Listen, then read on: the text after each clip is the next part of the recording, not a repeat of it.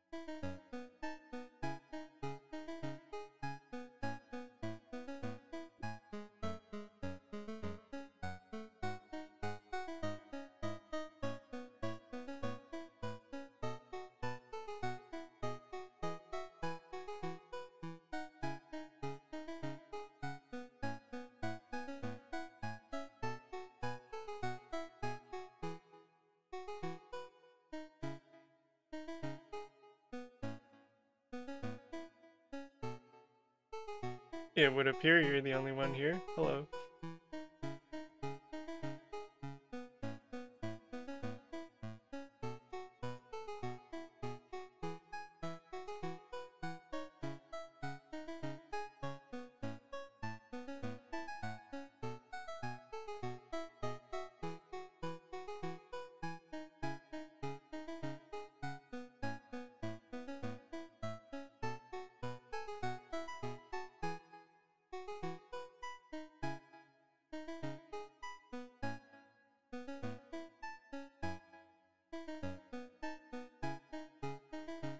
Oh, thanks. Yeah, this is the full project. Oh, this here is Magica Voxel. Perhaps I'll write it in the chat for you.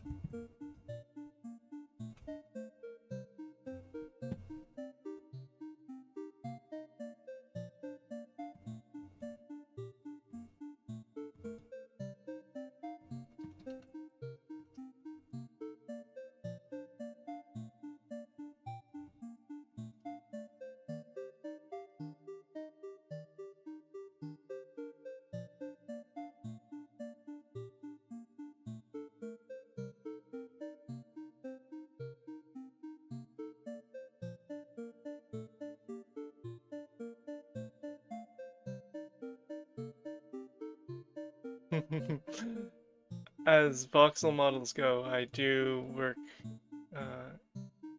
a little more detailed than, I guess, I don't really know what most people are doing, so I guess I work a little more detailed as it is.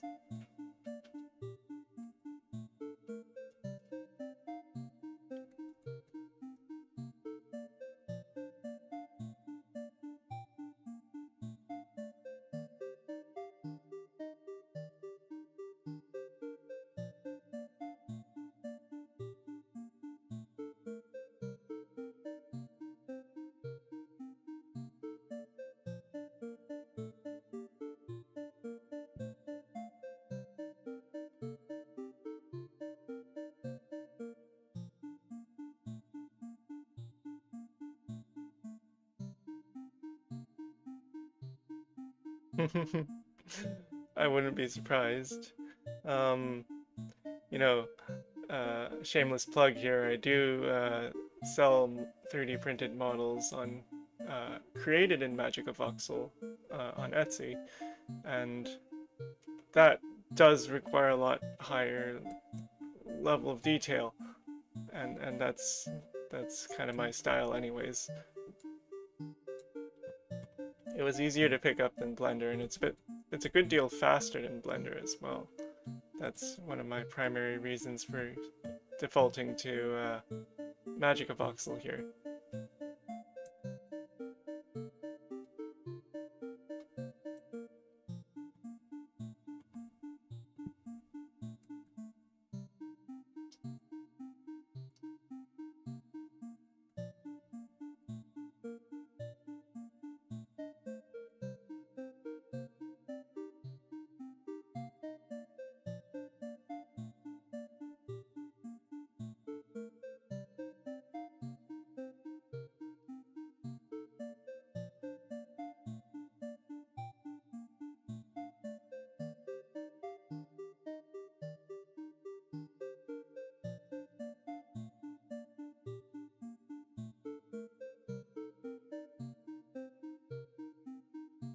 Oh, it's a shameless plug, and by no means am I trying to like encourage you to buy my stuff on Etsy.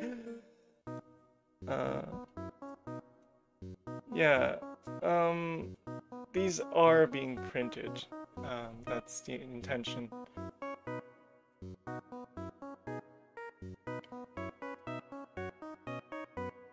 No, you know, I wouldn't be an authority on what's cringe and what's not, but It's pretty neat. Yeah.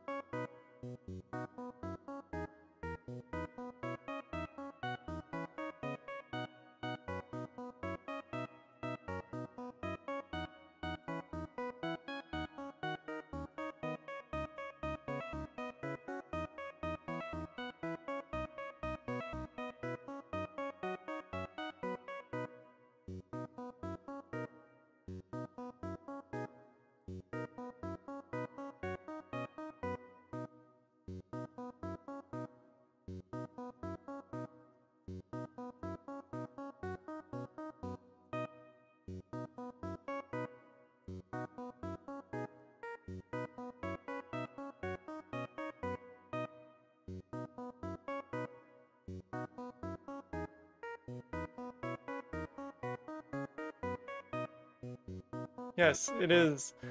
Actually, when my wife was trying to teach me Blender, I thought that there must be some easier way to do 3D modeling, and I found this software, Magica Voxel. I've really stuck with it for years now. Even after learning Blender, I just find this to be so much more intuitive in some ways.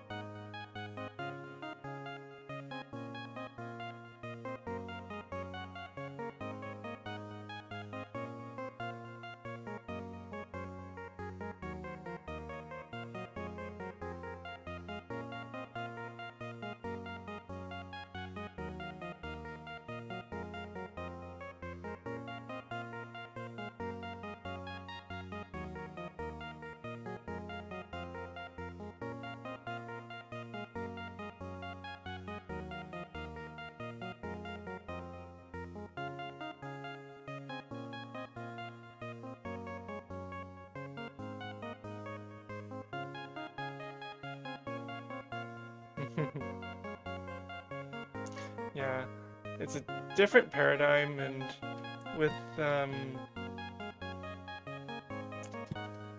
with voxels, I can say that the software hasn't been updated as much recently, and some other long-standing voxel editors actually have features for optimizing what I'm about to describe, but with Magica Voxel in particular, file sizes can get very large the way that I work with them, and it can also be a little heavy actually, for as lightweight software goes.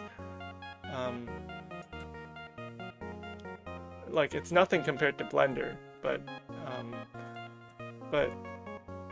this file, this whole file here is like, will probably approach a gigabyte when I'm done with it. This whole town model here.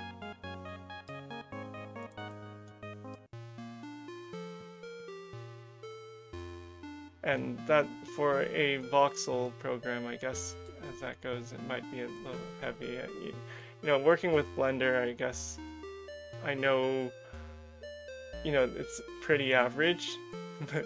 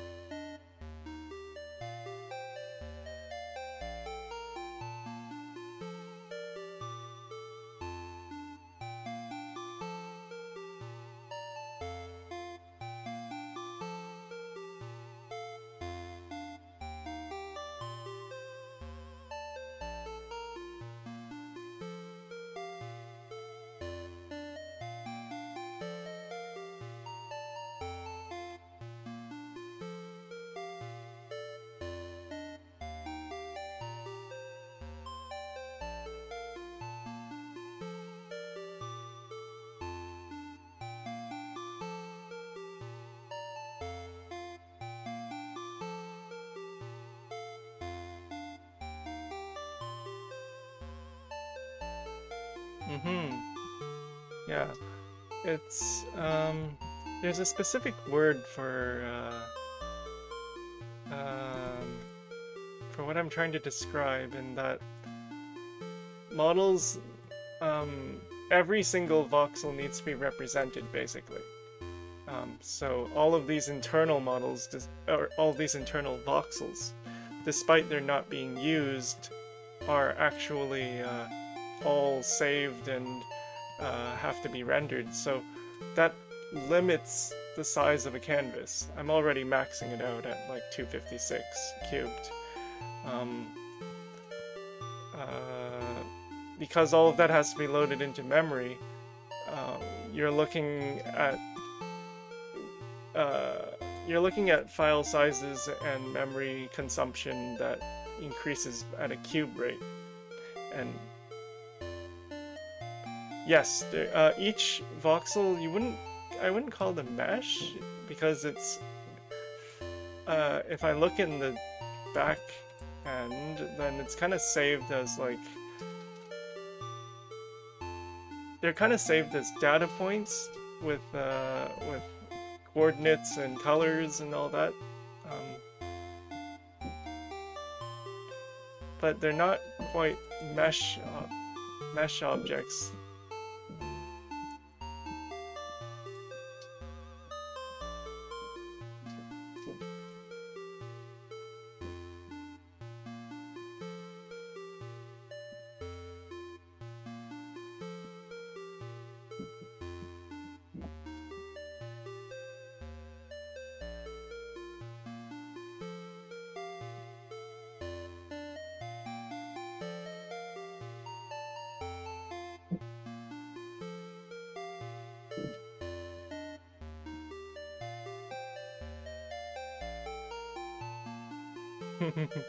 Yeah, you know, serendipity.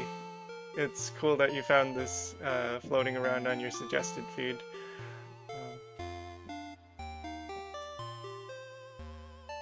You never know when things might come in useful.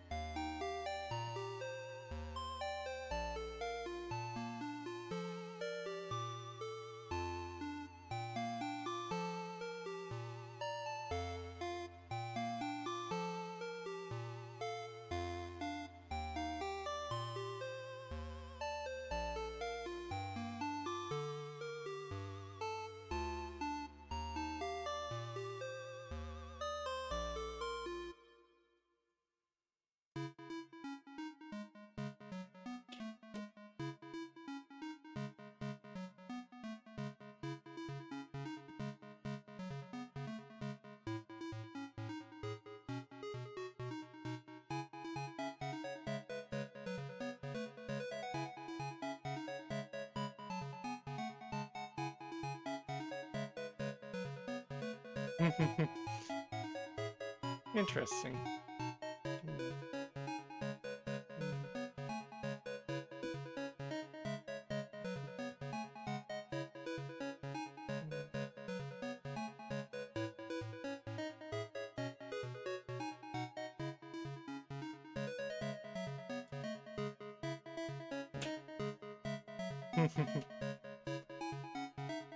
Yeah, you know, that's the idea. I take inspiration from, I guess, seeing craftspeople working.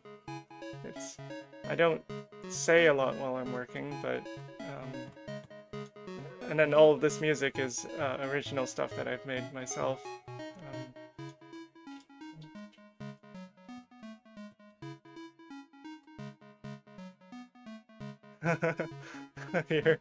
You're being very generous. Thank you.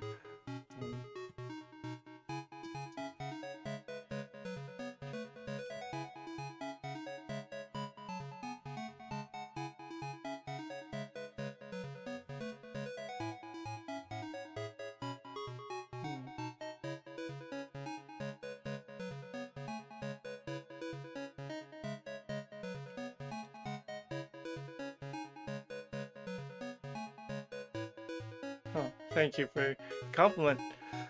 Yeah.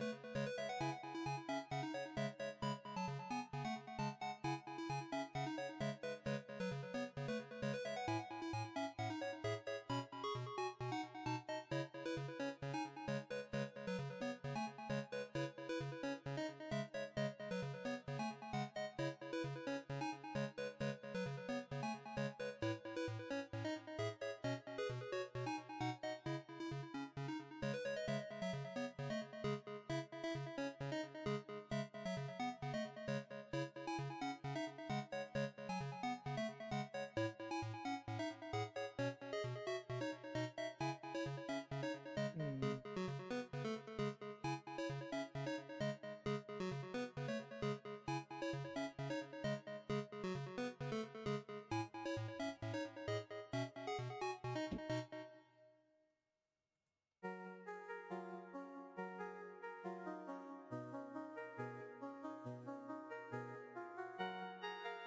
You know, I think learning things when you're self-taught, learning is kind of like that.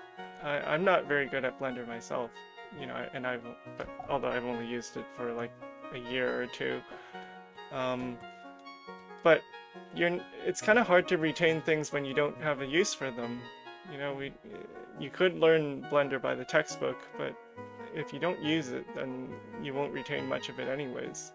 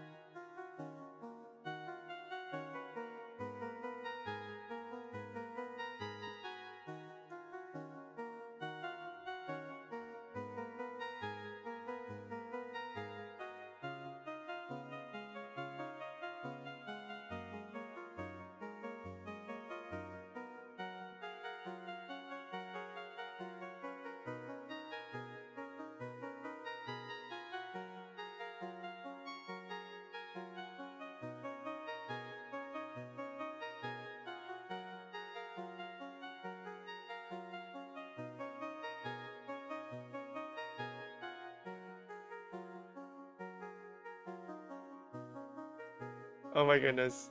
Um, my wife for the longest time has also used the old version of Blender 2.79.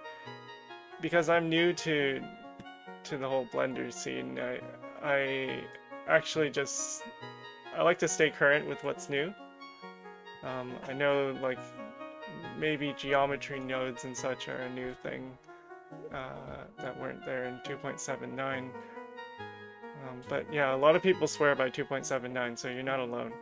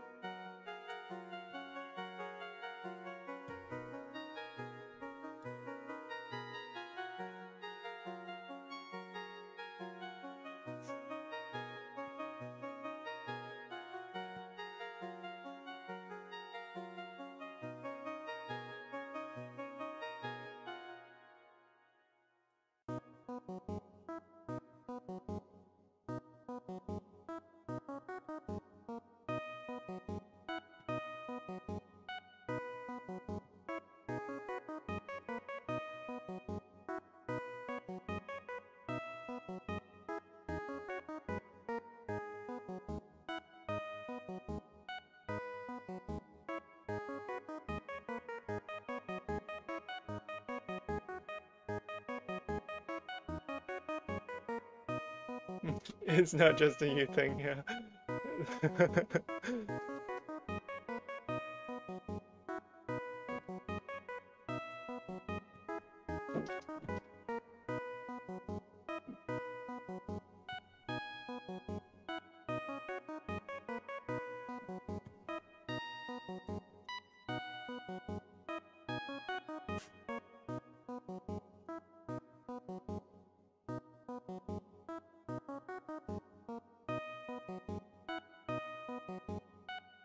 Hmm, I see. Yeah, you know, wow, 6 years. Hmm. I don't have that much experience, so like I started 3D modeling after meeting my wife, who has been doing it for um, at least as long as you have been. Um, and I am developing workflows for a lot of things because I appreciate that consistency. But because I'm always trying new things, I'm still learning new things, as time goes by.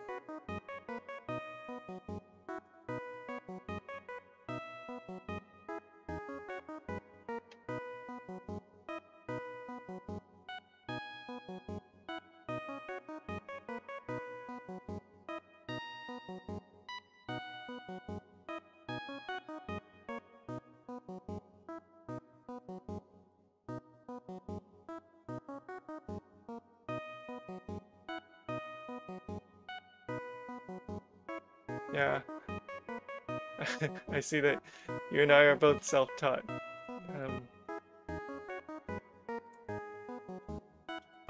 As is my wife. I guess everyone is self-taught in this field. Um,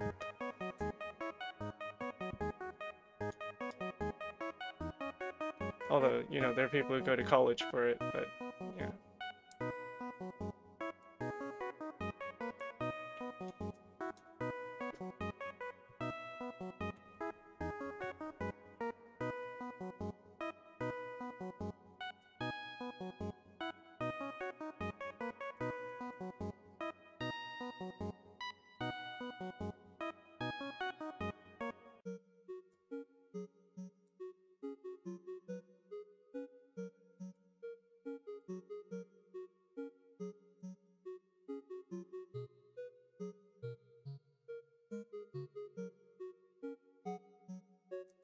Yeah. Uh, hmm. Taking out a student loan is not a pleasant experience. And I also find it very hard to retain anything that I don't learn through practical experience. So I think I understand you there.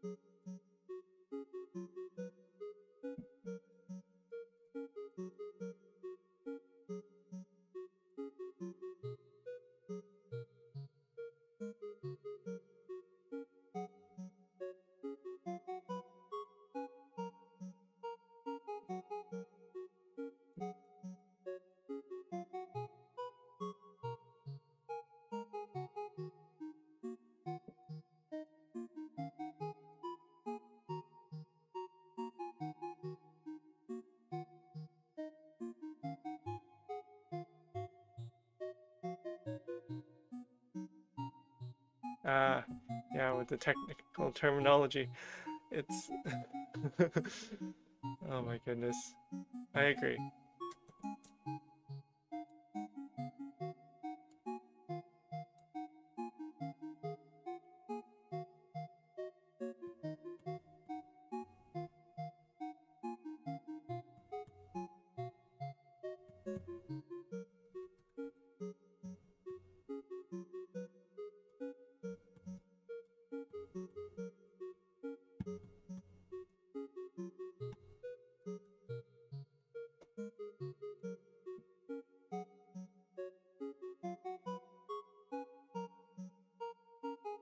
Mm-hmm.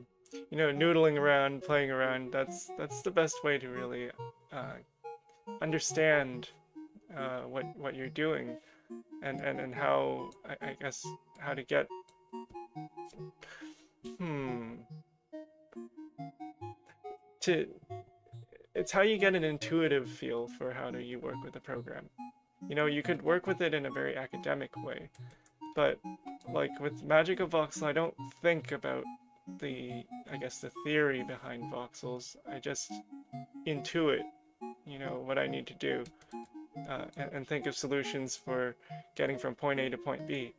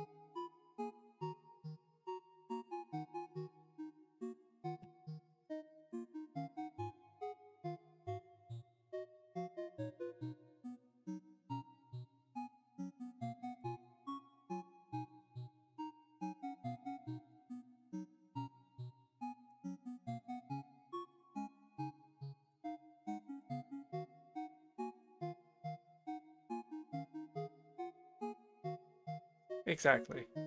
That's, mm-hmm.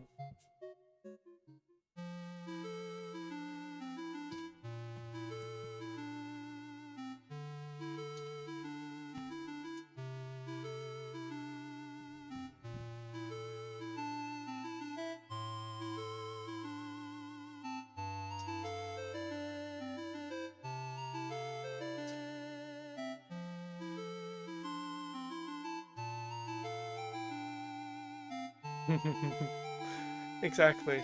And you know, I I understand the frustration too when with an intuitive understanding of how things work, you're trying to explain it to other people. I guess it's difficult to explain it with or without jargon. It's something that if you're trying to teach, um, then you kind of just have to do it, and that's how we learn as well.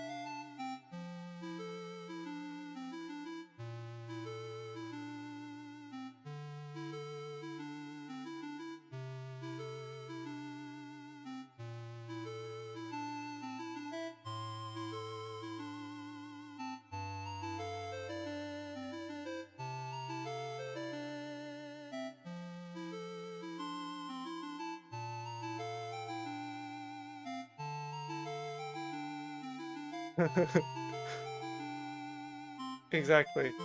That's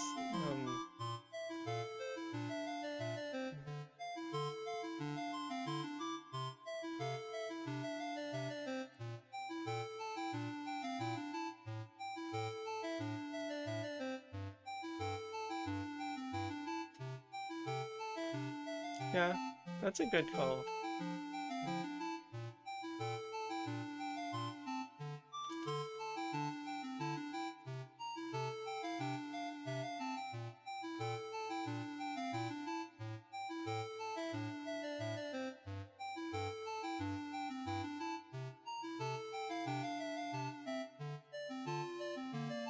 I can say that I kind of don't have even have like the patience to be learning things by by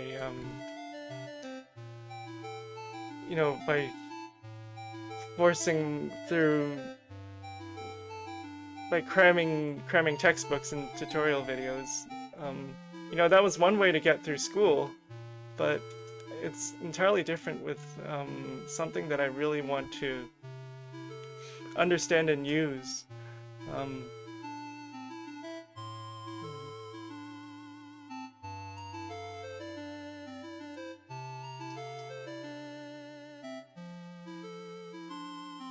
it was kind of like that when I was learning programming in high school too. Um, we were taught things, but it was everyone who did things on their own who really understood it at the end of the day.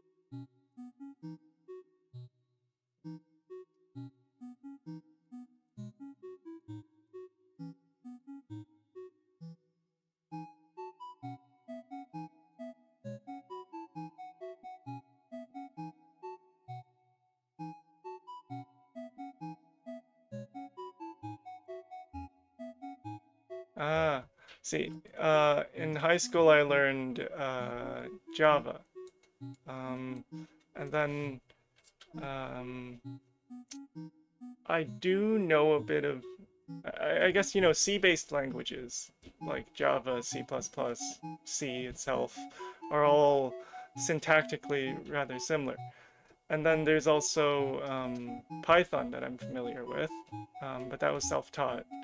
I also knew Ruby um, while I was doing a bit of procedural music generation kind of experiments.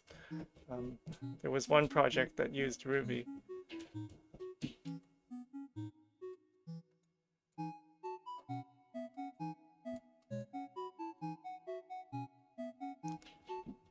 C sharp.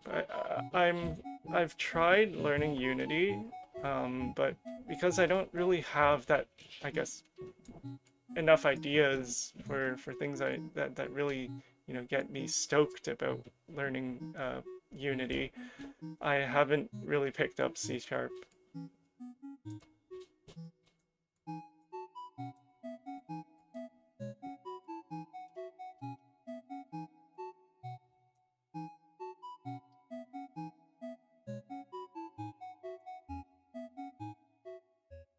Uh, well, if if you need to use it, then it will gradually you'll get there.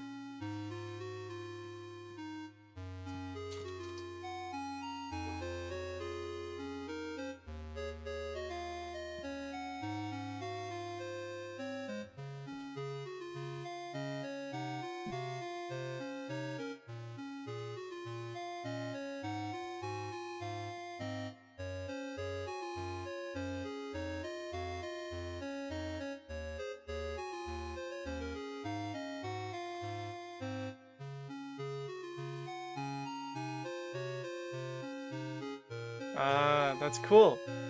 Yeah, that's really cool actually. Game design. I don't know if you've ever heard of GB Studio. Uh, I see, I see. Well, I'm actually excited to hear that you're working on that your goal is to design a game of your own. Um, uh, I also would like to make video games at some point. I but I was talking about a software called GB Studio that allows you to create video games for the original Game Boy and Game Boy Color. Uh, that has been a really good way for me to pick up video game design. And I've actually created a project, just one project in GB Studio.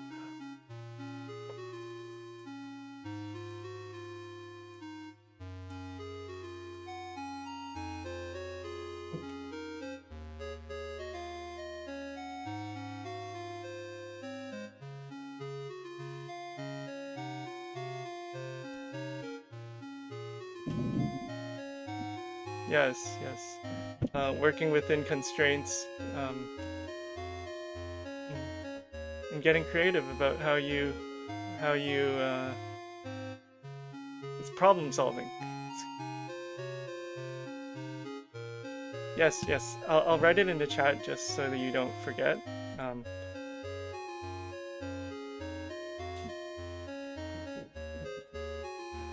uh, oh my goodness.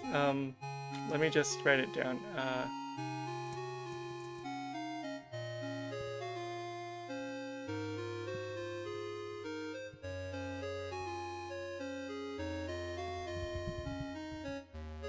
Let me just GB Studio.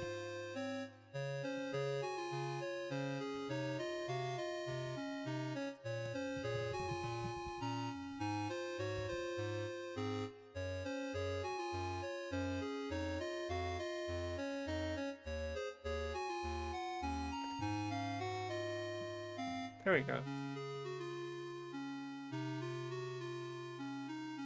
It's free software as well, just like yeah, just like a lot of the things that we're used to using, eh?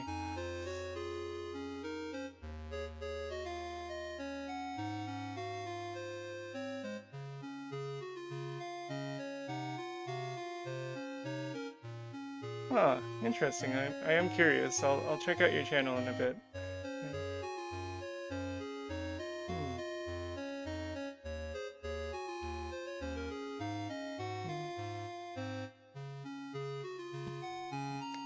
And no problem.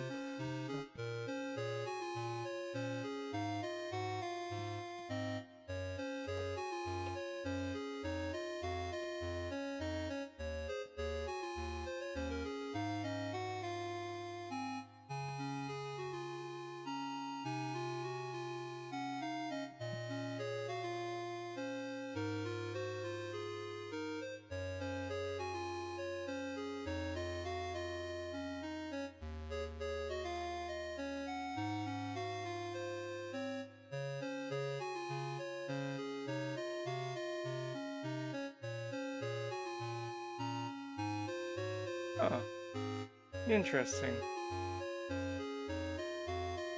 Cool.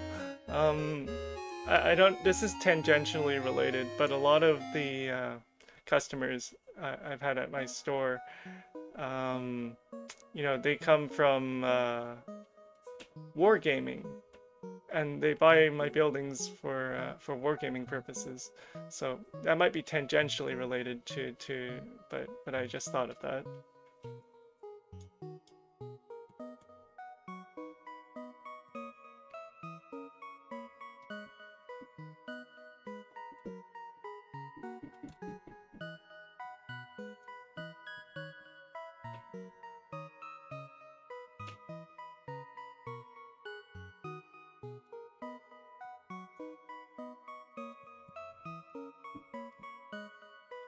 Yeah, it is really cool actually.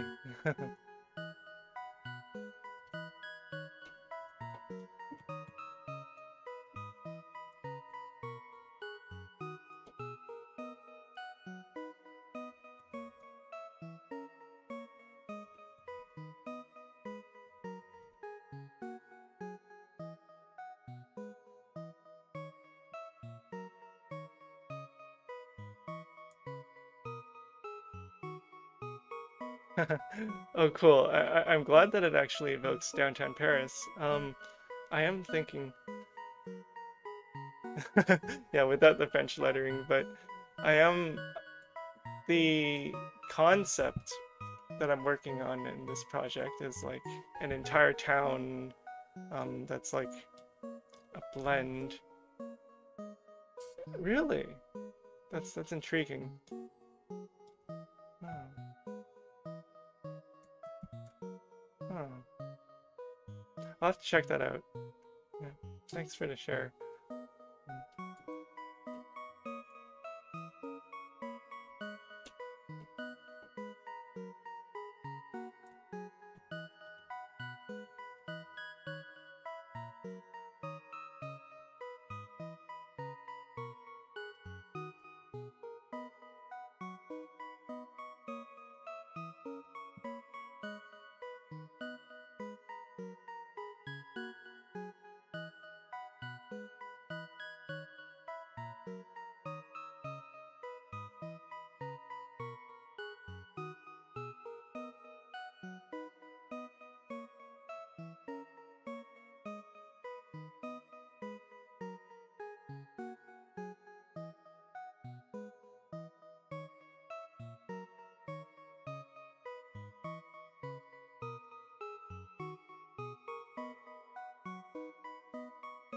Yes, if we if we want to get into the architectural style that I'm going for, specifically, it's kind of like a uh, 1940s America.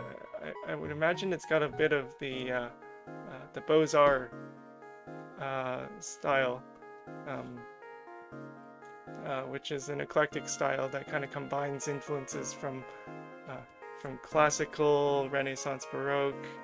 Um, Lots of really interesting architectural styles. Um, and I really like ornate buildings, so, this is kind of the stuff that I want to be working on. Although people do seem to like the more modern stuff. And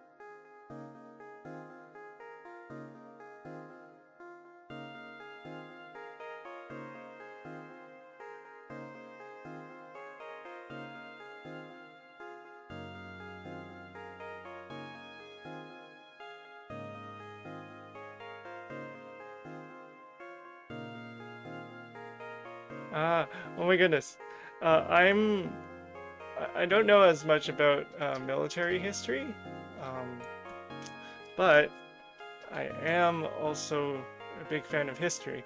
Um, I guess. Um, hmm.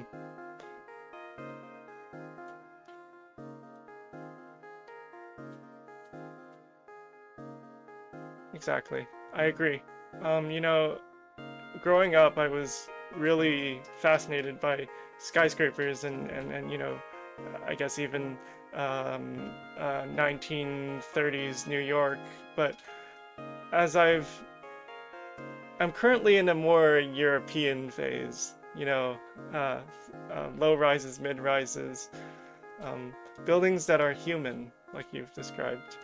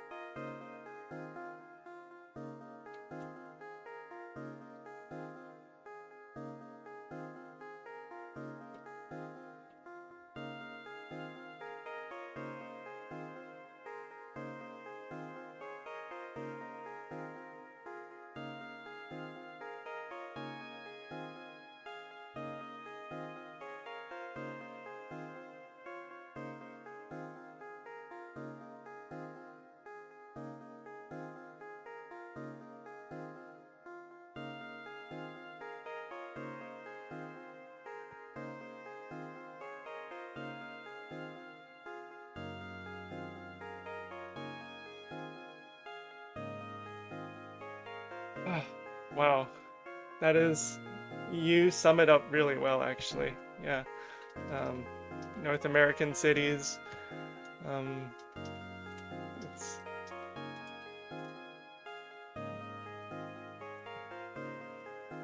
and hmm.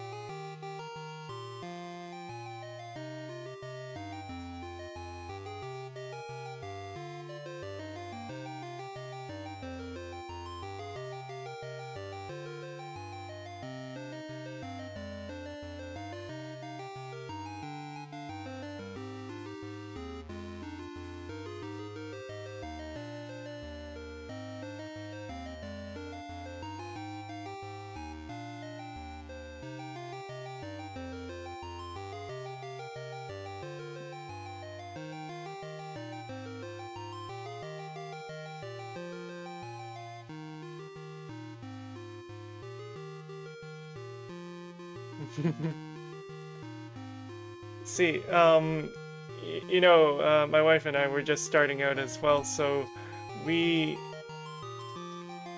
we don't have a car actually, and we live in the suburbs of like Toronto, so it's kind of hard to get anywhere. Fortunately,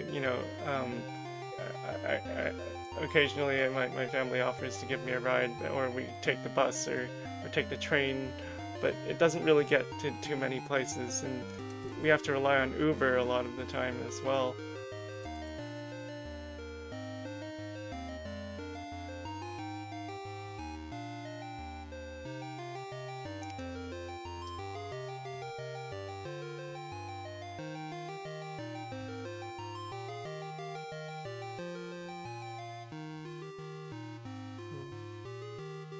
Yeah, it's the topic of money. It's really difficult to save up, but if we're living the life we want, then I guess money isn't everything.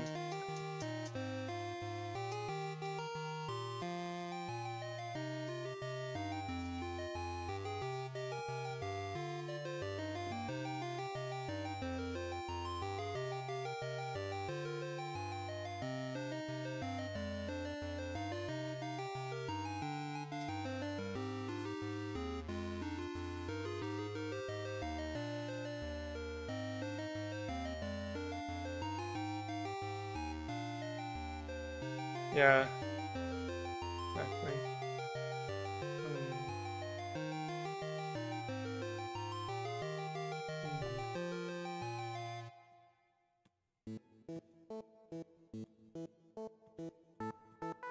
Um, we, for a lot of reasons, I think that North American lifestyle isn't isn't as communal.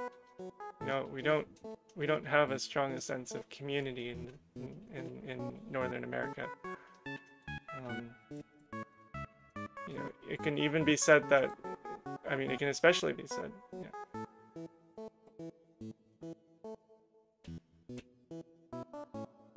agreed. Yes.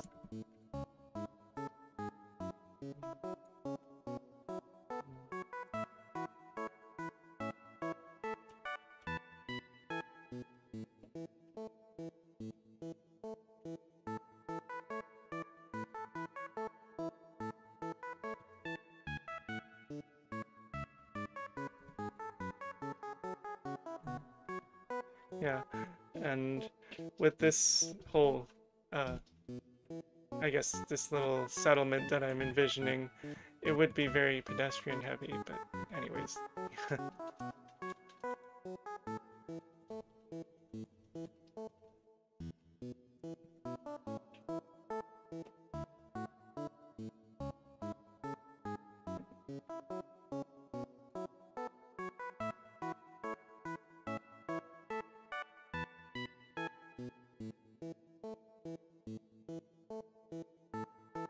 Hmm. Yeah, you know, I wouldn't doubt it. Being uh, directly affected by that myself, um, I won't go into too much depth about what I've been through, um, but it's probably because of the North American lifestyle that that there's like an epidemic of mental illnesses. Not that not that it's isolated to the I guess U.S. and Canada, but um, you know maybe we're doing things wrong.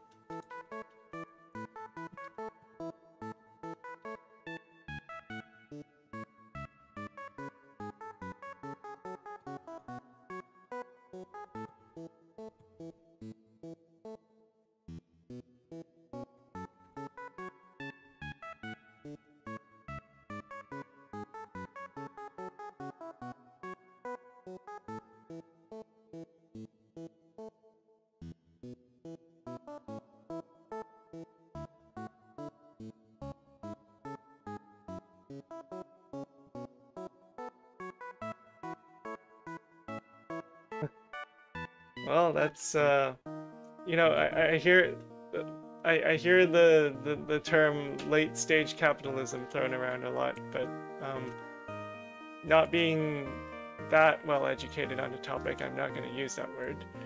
But we certainly do live in a society that kind of emphasizes that.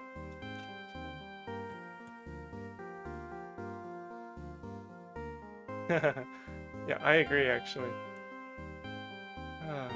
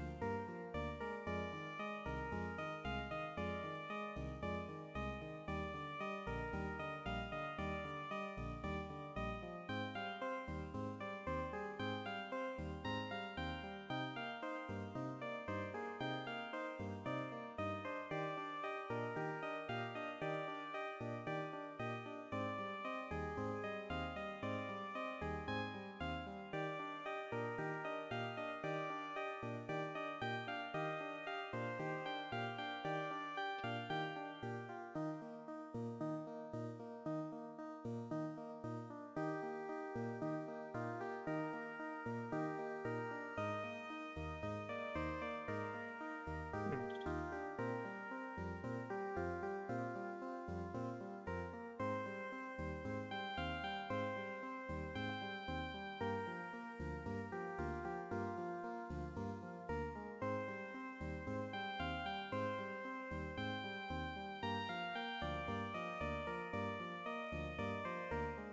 Actually, on that topic, just growing up in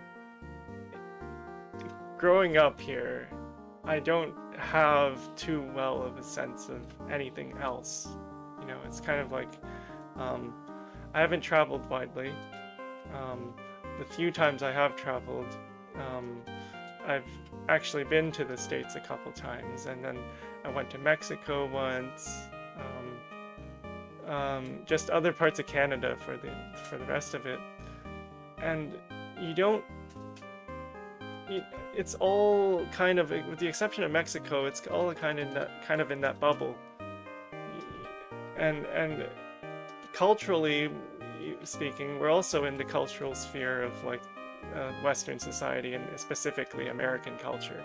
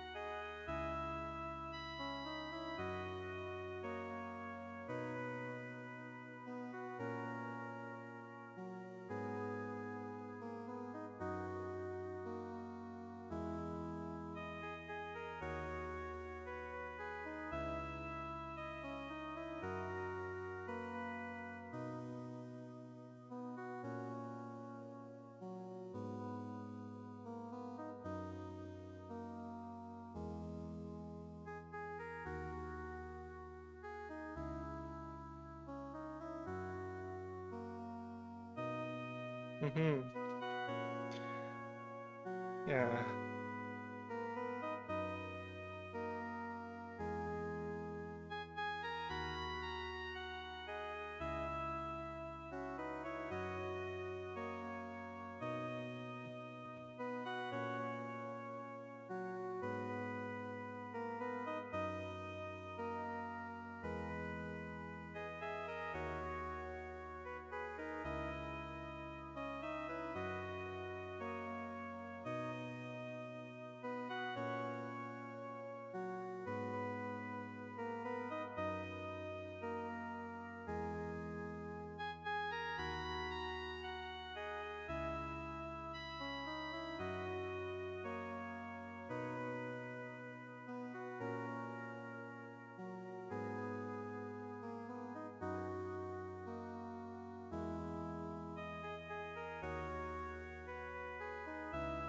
Hmm.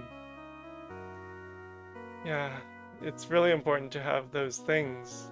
The things that get you through the hard times and well, anyways. Um, hmm. I'm glad that you have something.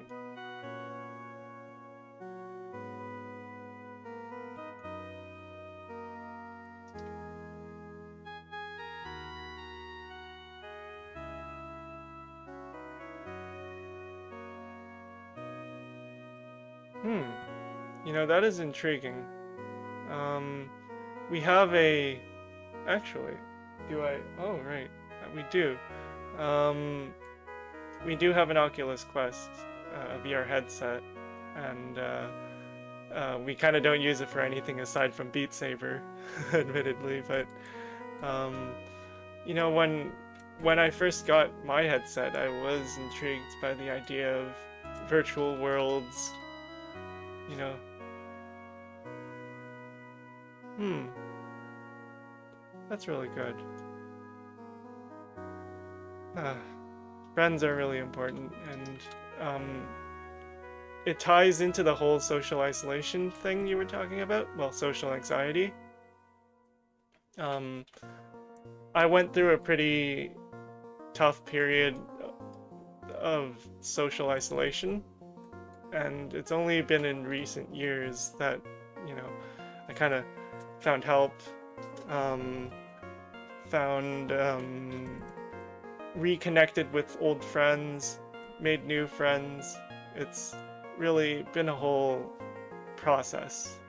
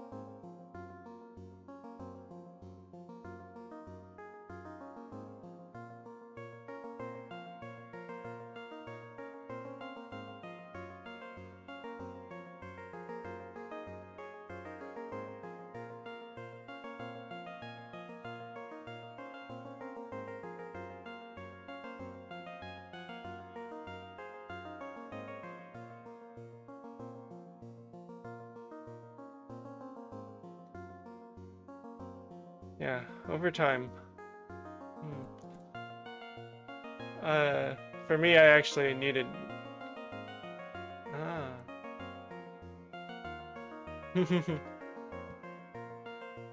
That's that's interesting.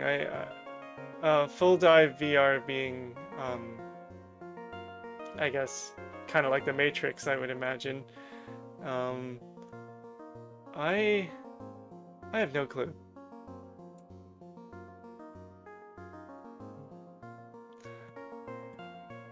But um, hmm,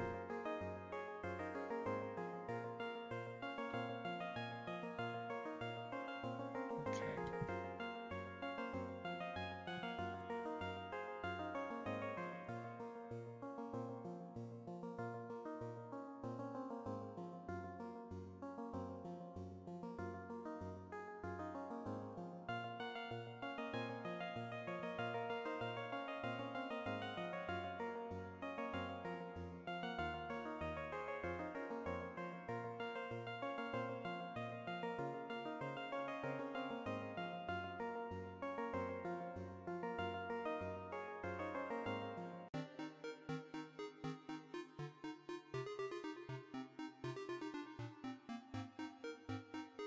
Hmm. Interesting.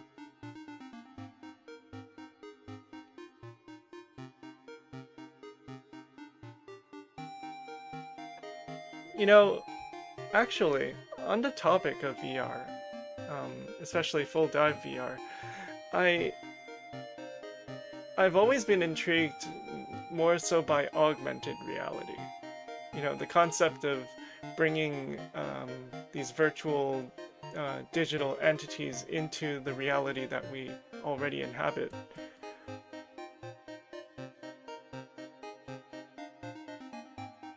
Yeah, understood. Um, I've always thought of a physical first augmented reality being my idea for what a world I would want to live in.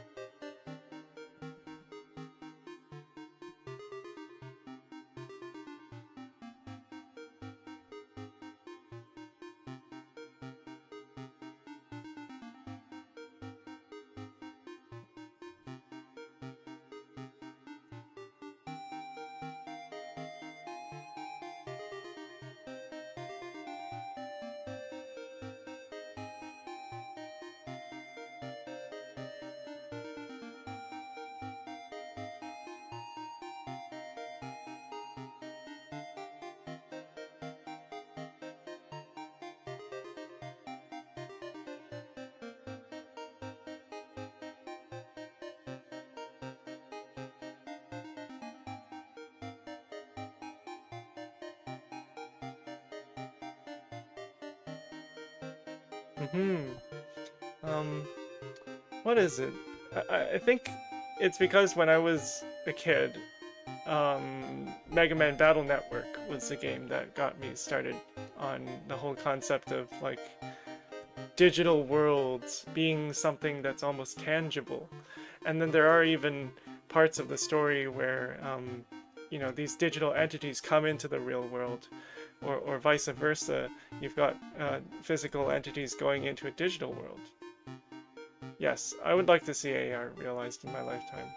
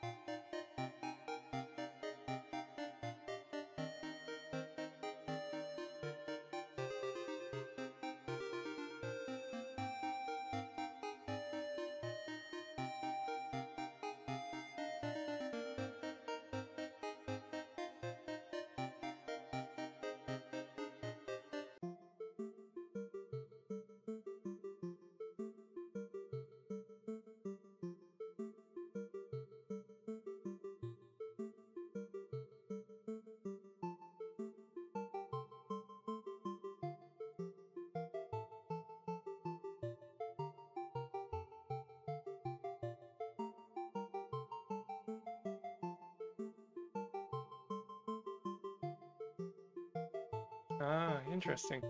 Yeah, I'm more directly influenced by, I guess, the bit of media that I did consume when I was younger. Um, when I was much younger, because now I'm kind of, in a sense, I'm kind of closed-minded. It's my wife who shows me anything at this point, and I am otherwise closed off and happy in my own little world.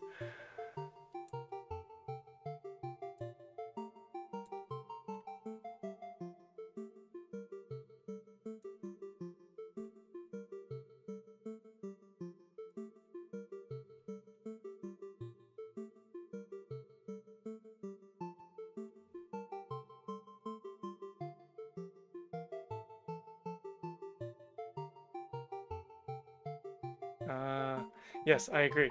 And on that topic, stuff like the HoloLens and the Google Glass, um, which probably you know, Apple's not really moving in the right direction, maybe. I don't know. In making things luxury products. Um, you know, it doesn't make it more affordable. Although in the later generations they might change that.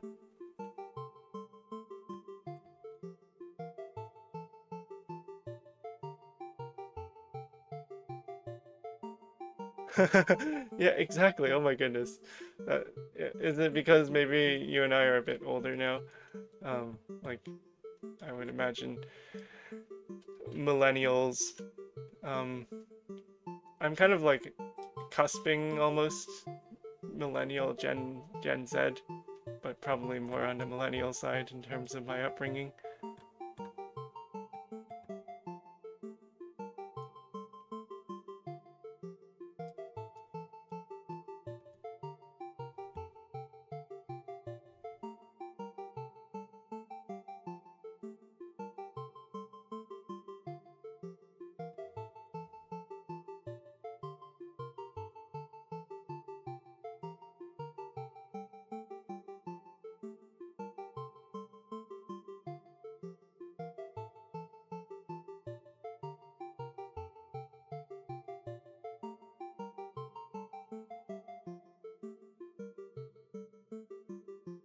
Ah, interesting. See, uh, I'm probably closer to 30 than I am to to my 20, to even my mid 20s. Um, uh, See, I got the impression because you'd been working in Blender for 6 years that maybe, oh, okay, mid 20s. Yeah.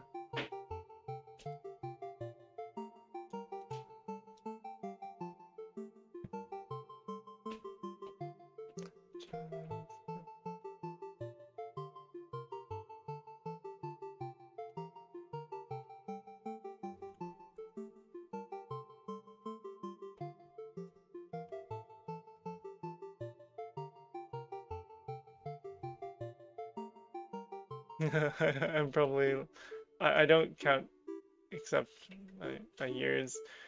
I guess I am a little uh, anxious about being too revealing on YouTube, live streaming to like everyone, including strangers. So, um, I'll just say I am almost 30.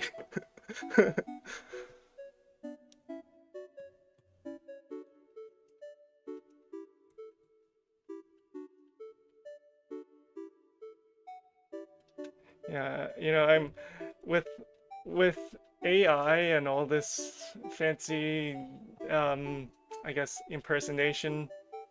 uh, impersonation crimes on the rise, I would imagine. I am just worried about being too, uh, you know.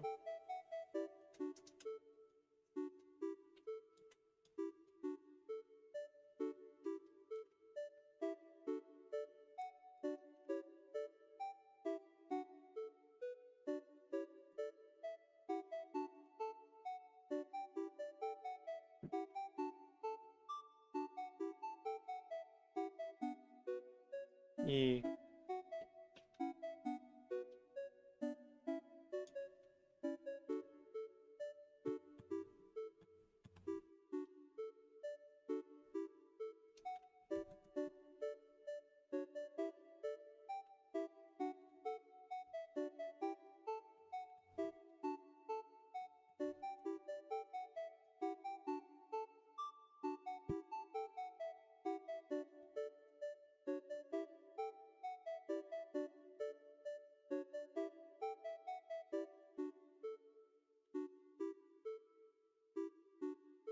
Hmm.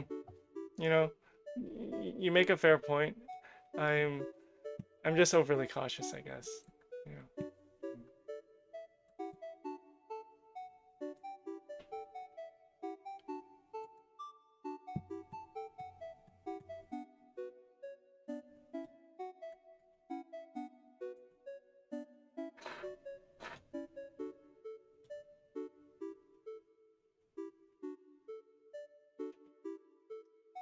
know. That is a good call, but because I've already checked a number of those boxes, I have to be a little more careful, I think.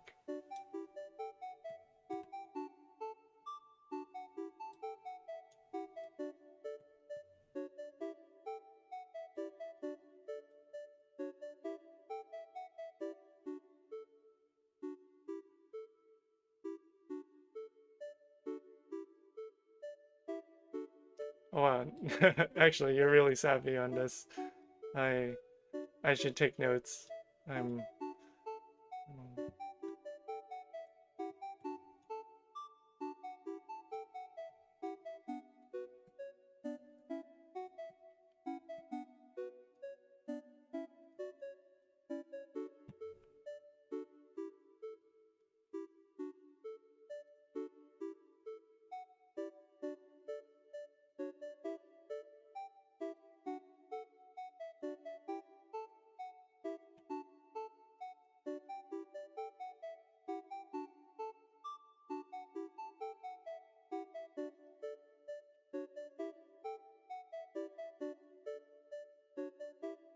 Ah, that's really neat.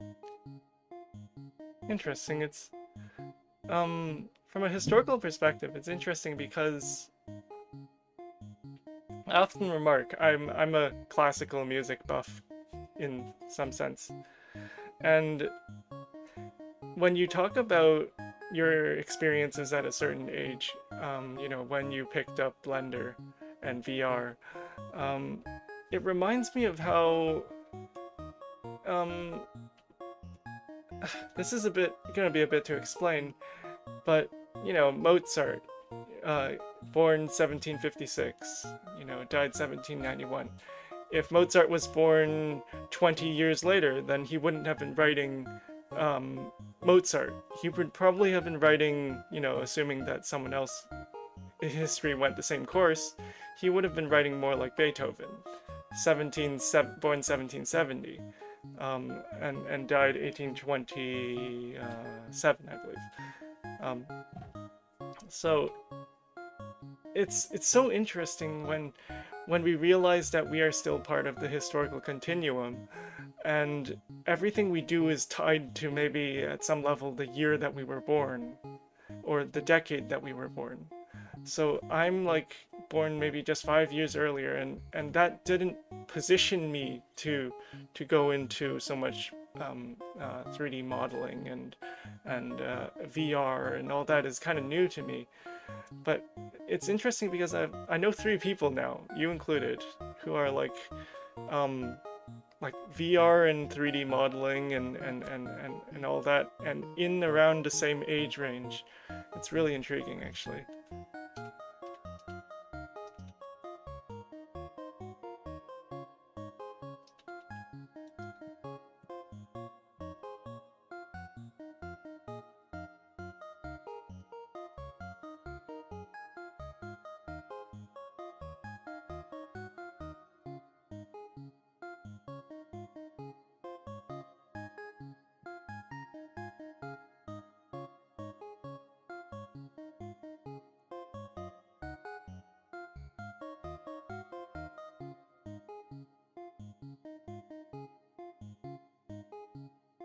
Exactly. It is, yeah, really interesting like that. Um, for a while, I was tracing the history of classical music and, well, Western classical music, and that led me to pinpoint, each composer, the year they were born, the music that they ended up creating, and put it all onto a timeline, and you see this evolution of musical styles where nothing comes from a vacuum, and everything is kind of born from what came before it.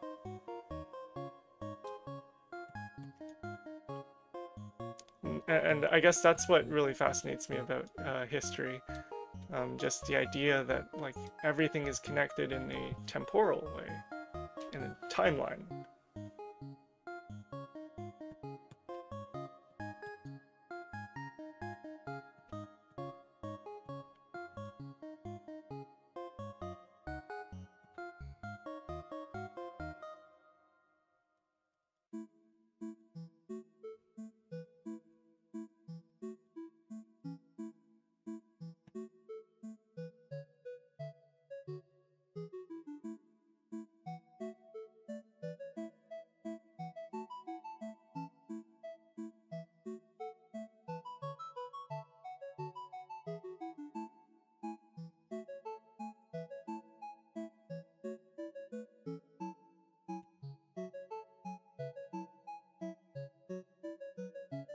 Exactly.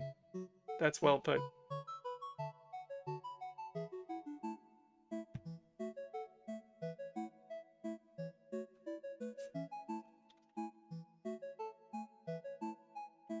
Oh, sorry about what wasn't supposed to read something. Um,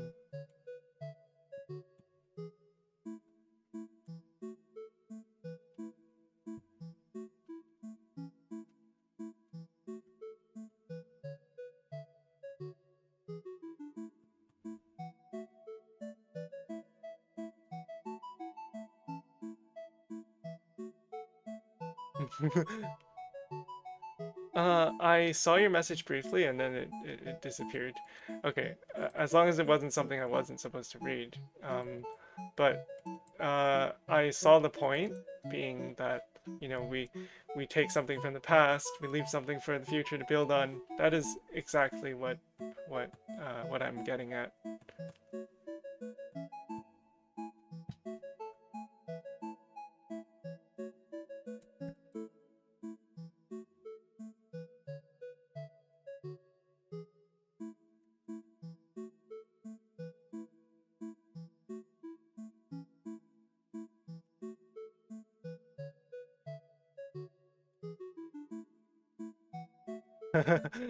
See, we're still using really old phones too. I've got my iPhone SE2, um, which, you know, if it weren't for the fact, oh my goodness, that's the life. If it weren't for the fact that you know, everyone in my family used an iPhone, we'd probably be using Androids.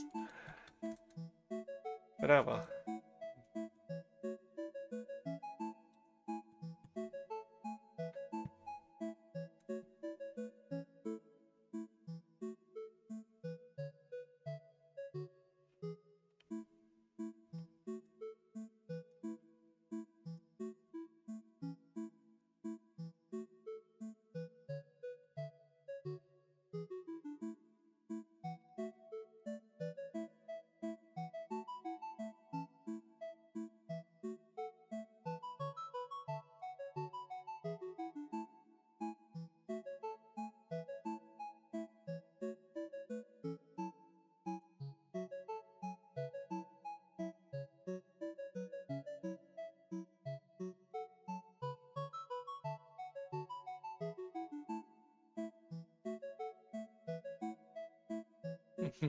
Yes, I agree. It's mostly just um, the fact that all our, you know, it's kind of silly, but family calendars, we've got them all on our iPhones, so we want to keep those in sync. But really, we could just use, you know, alternatives that are cross-platform. Oh well.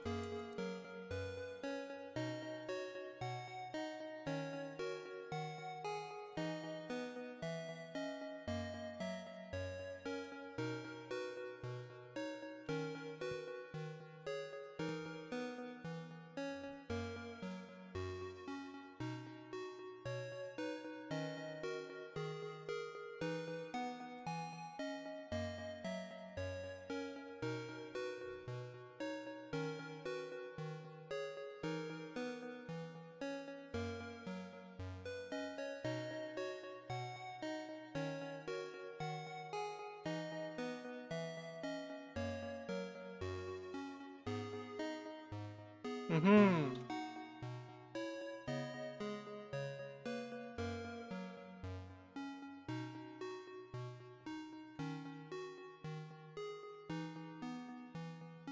Oh wow.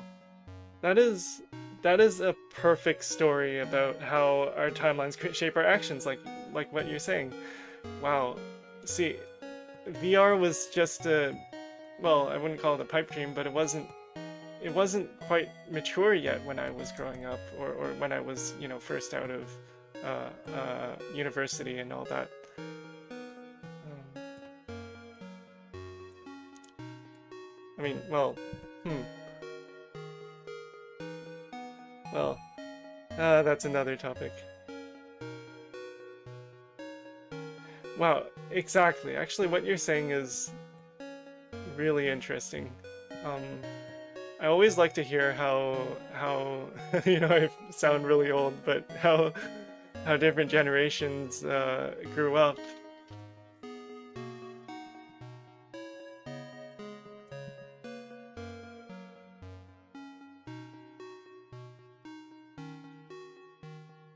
Oh wow. Wow, so I'm on the cusp of people who would not have really experienced much in terms of VR. Ah, that is really, really interesting.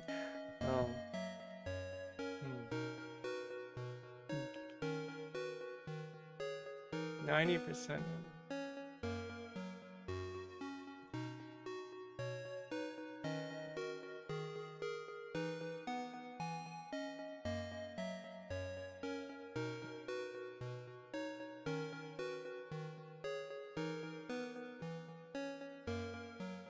Whiffy! Whiffy, whiffy! Well, ye friendly person on the chat. Yes, I've been keeping up. Yes. Oh.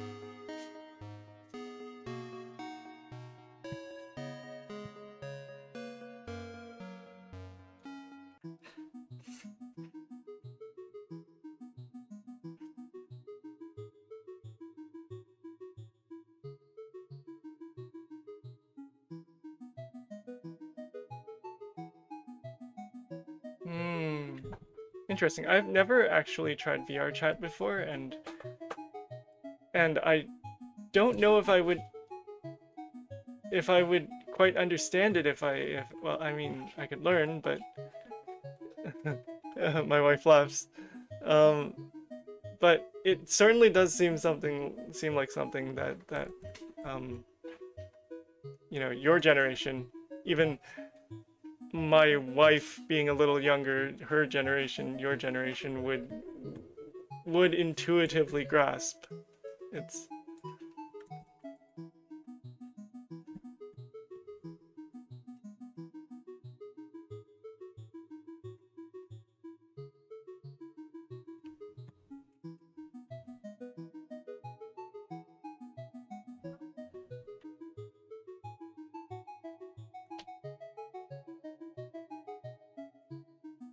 e. Oh, Isn't VR chat just a chat room in VR where you dress up in cool 3D models? Yeah, exactly. Right? I don't know.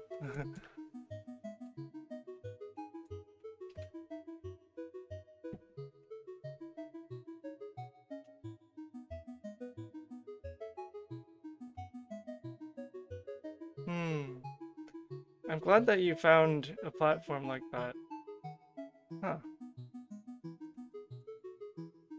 I've hmm. Hmm. Hmm.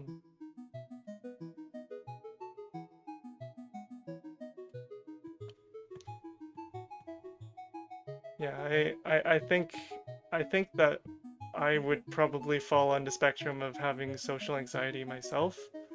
Um, and so super glad that you found a platform like that. Huh.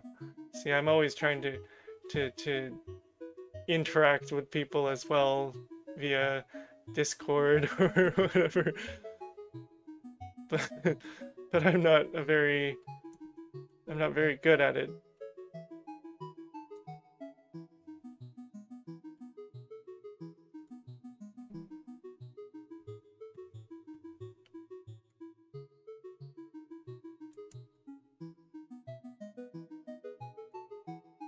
Yeah, actually, I imagine it's a lot easier when people already kind of resonate with the content that you create. Uh, and I am interested to check out your channel later. Uh,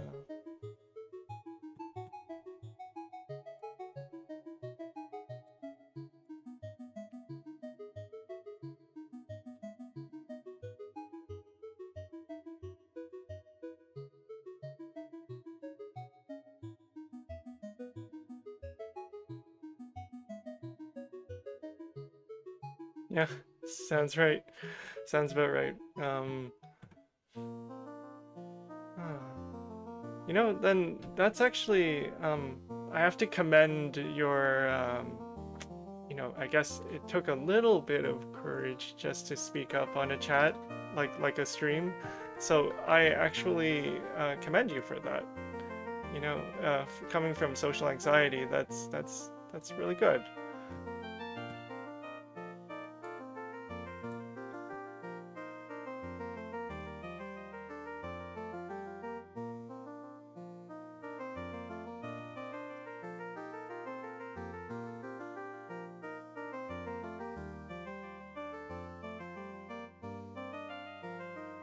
Mm-hmm. Yes, I can see that. Yeah, well, actually, you might have a lot better, a lot of an easier time finding friends on VRChat. Really? Yeah. I might have an easier time finding friends on VR chat. I'll be like in the old geese, the senior citizens club. Oh, thank you for paying. No, thank you for stopping by and paying a visit.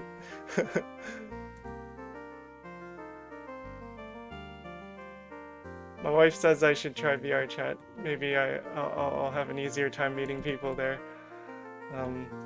Like-minded senior citizens. You're not senior. I'm not a senior, okay.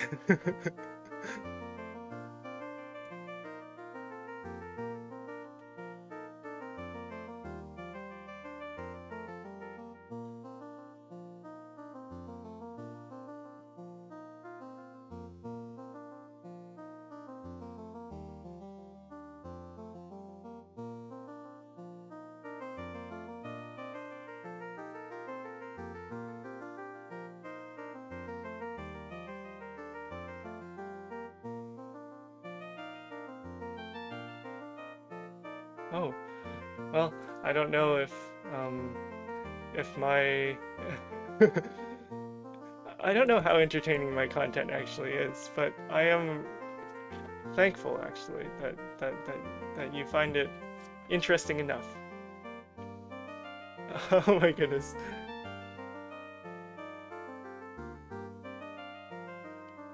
I really enjoyed our conversation as well. Hopefully we'll be able to continue at some point.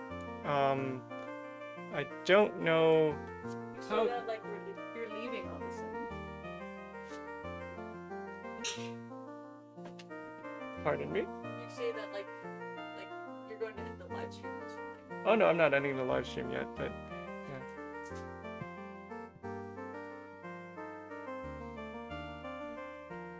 I've had a lot of people ask to use my models in VRChat. To use your models for their VR accounts? No, for VRChat. For VR chat.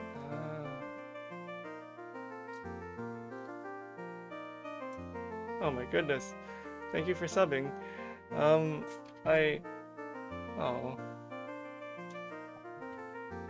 Well, I hope that you'll come back and continue chatting.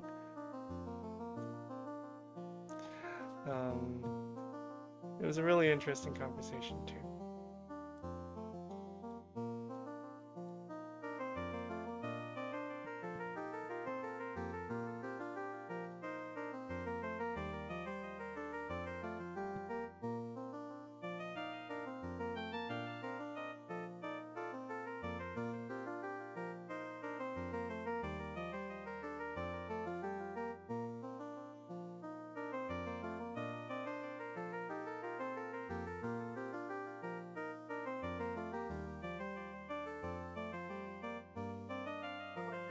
And sub to this person's channel too.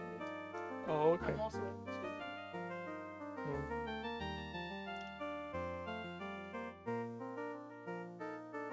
Oh, cool. Yeah, that's. Oh, by the way, my wife and I were subbing to your channel as well. I'm pretty sure we can. Oh yeah, I don't know how sensitive the mic is, but okay.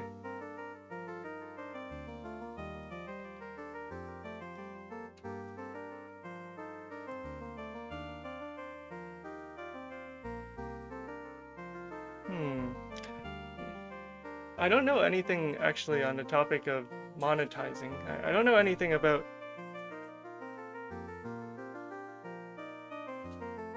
Oh.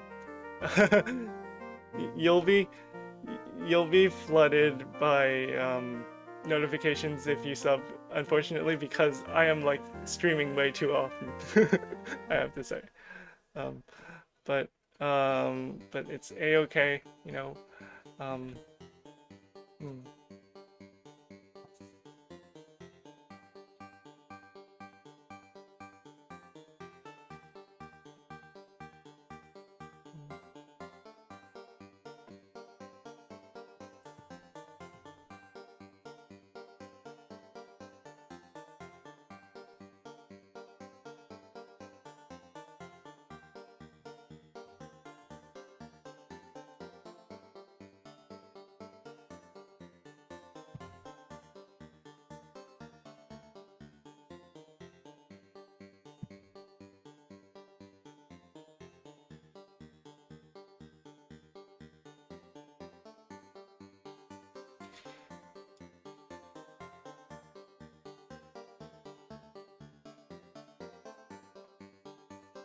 Ah, I see, I see.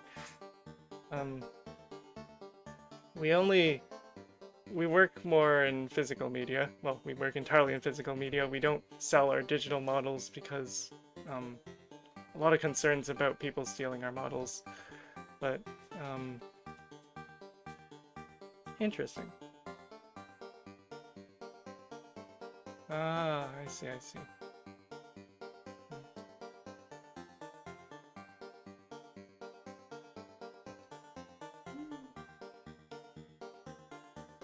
What have you found, my dear? Cool military models. Mm-hmm.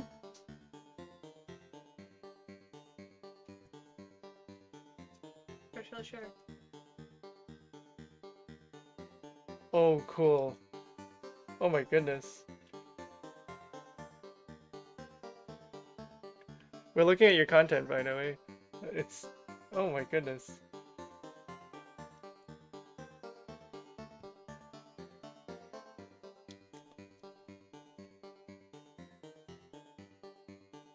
That is so cool. It is really cool. Mm-hmm. But why VR chat as a platform? Why VR chat as a platform? Yeah, represent illegal redistribution. Yeah.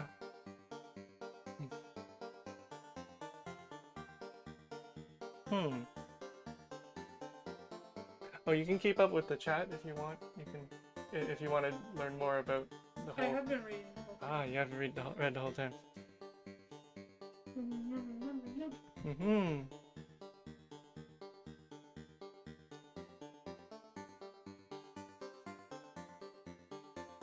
Interesting. Things like that would be really cool for a VR PvP deathmatch. VR PvP deathmatch. Mm-hmm. Interesting. Yeah. And the tank simulation video. Mm-hmm. It'd be really cool to work on a team with people and be operating a tank in VR. Ah, that is really cool. Mm-hmm. Yeah. Might want to turn up the sensitivity of the mic so that... I'm just trying to make sure that...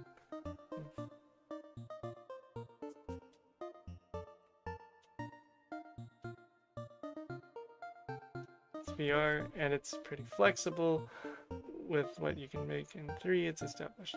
Ah. Oh, I didn't know that. Wow, VR chat PvP is in fact a thing. It is? Yeah. That goes beyond chatting. That goes far beyond chatting, yeah. Oh my goodness. Mm-hmm. But, like, since all of the mechanisms this guy makes, Mm-hmm. where, like, you have to actually... It's not just like a trigger, you have to actually, like, with a Gatling gun, spin the thing to do it. Yeah. That's a whole nother level of immersion. Yeah, it is a whole other level of immersion. Your work, your... Yeah. Mm-hmm.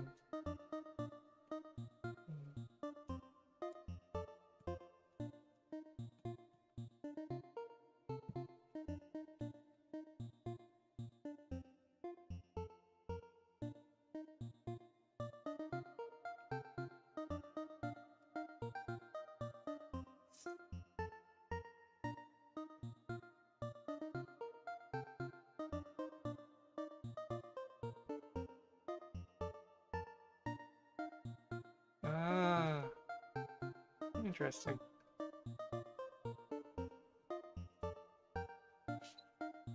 I don't know anything about anything, much less VR chat and the platform that it is now. You're just a cutie. Well,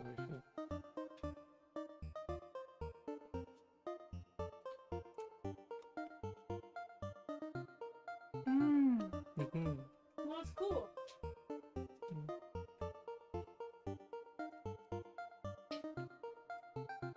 Ah. Wow, I feel like I've been oblivious to this whole scene, this whole thing developing right under my nose. Do you know what Gmod is? No, I don't know what Gmod is actually. Oh. Like, you know those TF2 videos I showed you, right? Uh-huh. The ones where they're kind of like splicing the voices together? Mm-hmm. That's made in Gmod. By like posing them manually. With like an in-game gravity gun. Ah. All Interesting. those are like created by spawning in the props, taking the gravity gun and moving it to where you want it. Hmm. All that kind of stuff. Interesting. But it can also be like, you can invite your friends to just PvP and spawn trucks on each other and stuff like that to kill each other. Ah. There's a whole community with custom maps Mm-hmm. and everything. It's cool. Mm-hmm. It is really cool.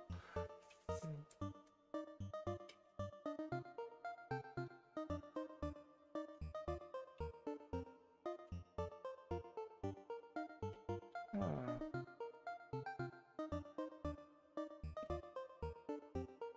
Oh wow. Knowledge is My knowledge is expanding.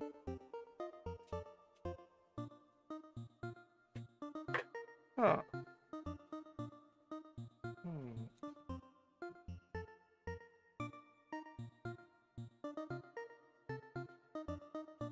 Hmm. I think I might want to try this whole VR chat thing. It sounds really interesting.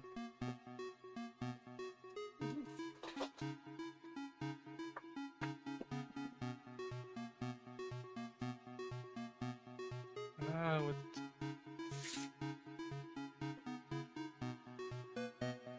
Interesting. Uh,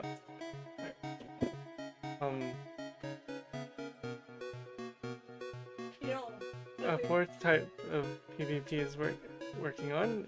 They're working on is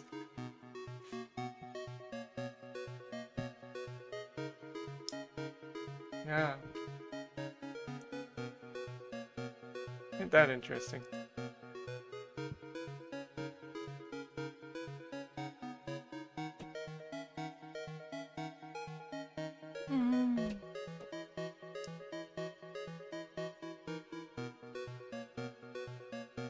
that would be really cool. Mm-hmm. You should totally work on that. Mm-hmm.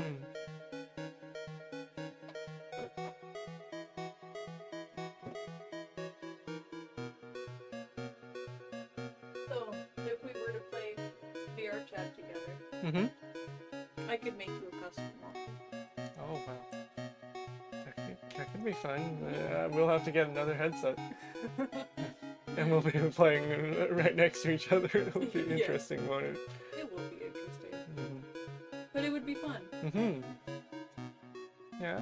Yeah, we can always get a lower end headset. Yeah. Because I don't think VR chat isn't that. Mm. But I don't know. Wow.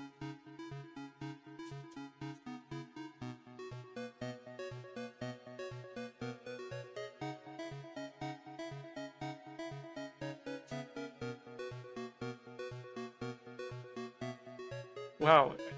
Essentially, any world can become a battlefield using a system that works universally. That's... Wow.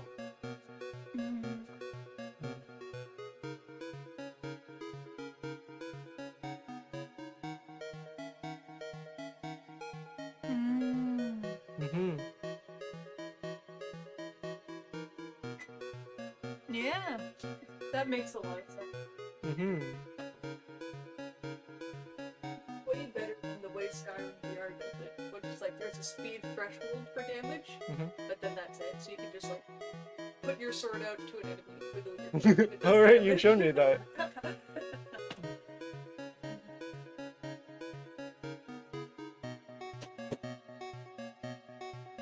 There are games, sandbox fighting games that kind of do that, but also not really.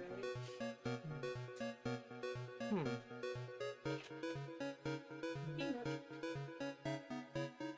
Yeah, I'm not gonna eat on camera. You're not gonna munch on camera? I'm not gonna munch on camera. Crunch Enjoy those munch? peanuts. Yeah. Ooh, I'm pulling up my Oh no, hair. I love this energy. You know, we love this type of We energy. love rambling energy. We love rambling energy. Oh, my wife's gonna pull up. Oh, I am here. are you on camera? No. I don't know. No, you don't have to shove so much out of the way. But you might not be on camera. That's okay. Oh, you are. I'm just here to hang out with peanuts. Yes.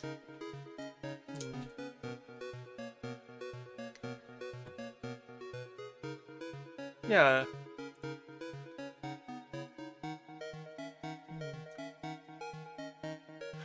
You know, I'm sorry I don't have much to comment about it because this is all way over my head. I don't know anything. But I am really interested. The only VR you do is Beat Saber. Yeah, the only VR I do is Beat Saber, yeah.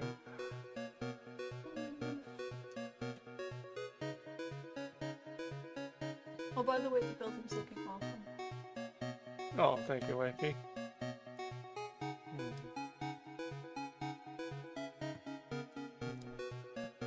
No.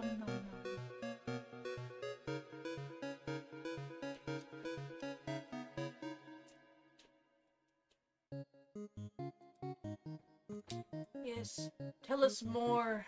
Give us more ramblings. Yes, we want to hear more rambling.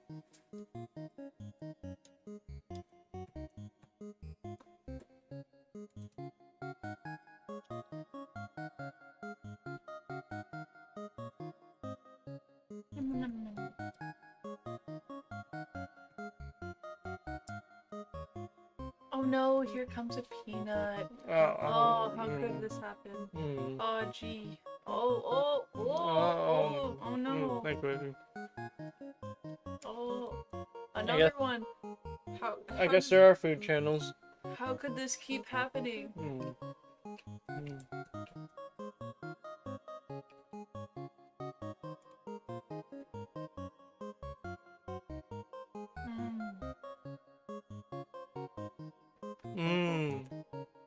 Yeah, I guess the communities for military buffs and also like technology VR kind of stuff don't usually overlap. It's cool that there's like that niche though. And the amount of detail you put in is really impressive.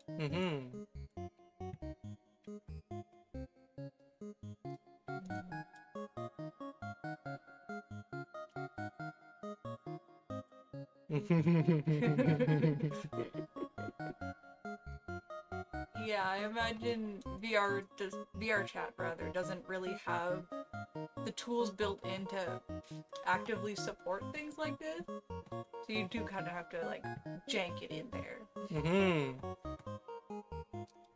Which is impressively creative.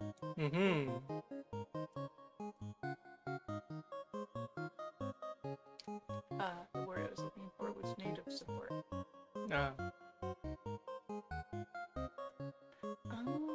Oh wow. That's awesome. You've like carved out a niche specifically for yourself. There must be a lot of demand.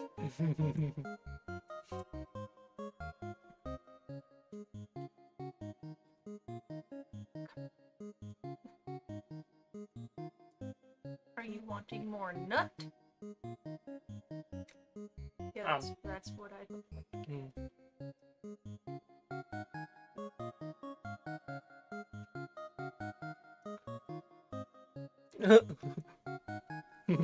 Sounds about right. Hmm.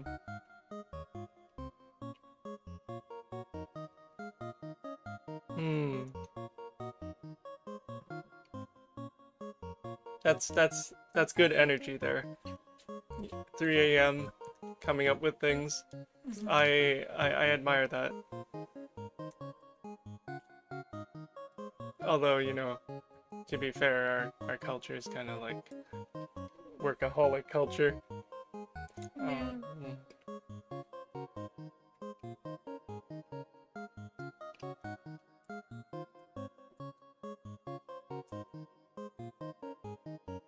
Um,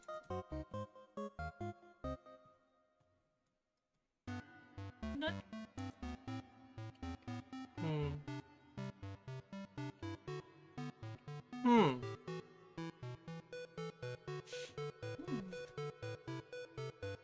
It's it's like VR chat is like from what I understand, it's like right now it's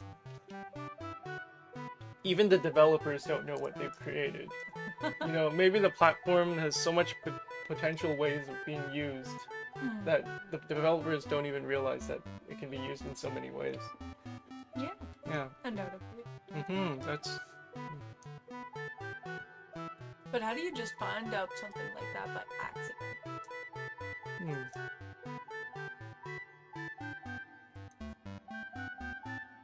Ah.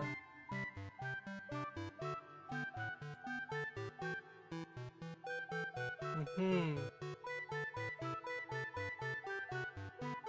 Hmm.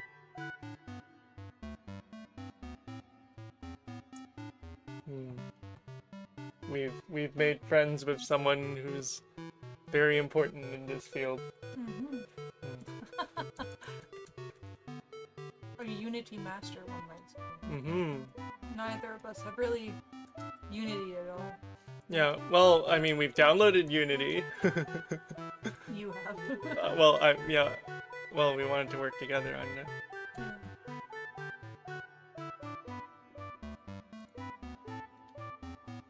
Hmm.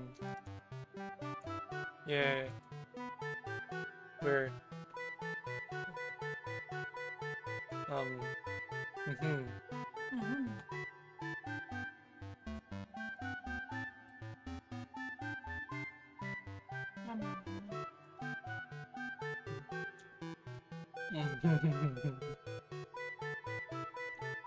Um, with Unity, is it like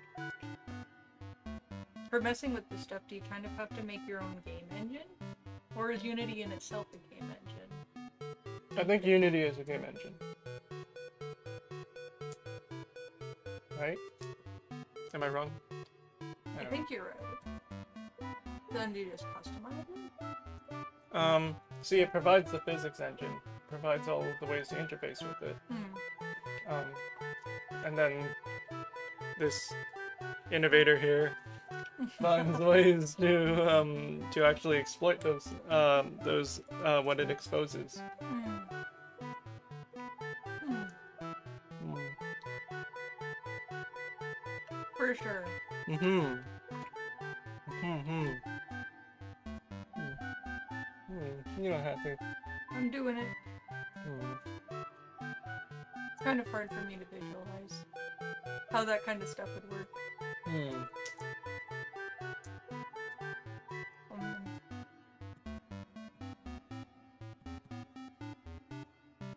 so then in Unity, is there like a specific VR chat compatible mode with it that you work within, or do you make something and try to like make it work with VR chat, Hmm.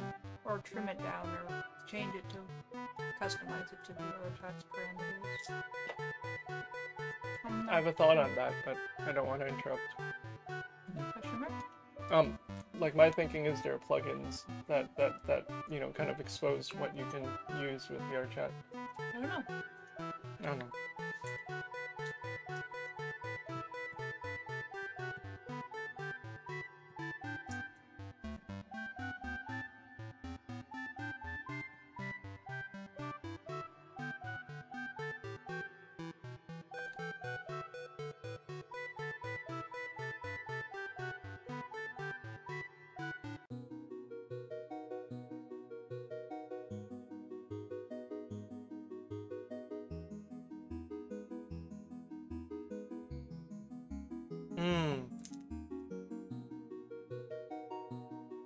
VRChat SDK provides the necessary upload framework. Yeah, extra components unique to the game.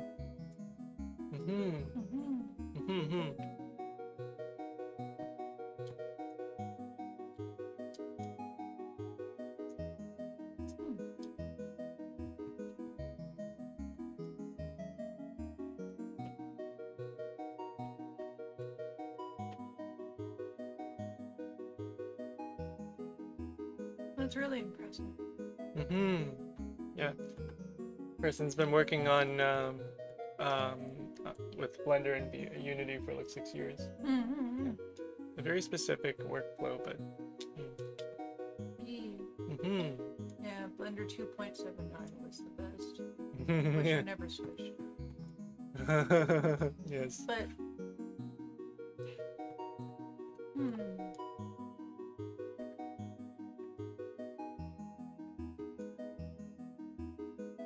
I can imagine that it's kind of like for typical avatar models, sort of using components of it that are used for benign features like accessories or little animations, and then using that to create all of the thinking out of the box to create all of the cool military features is something that could totally be done. Oh.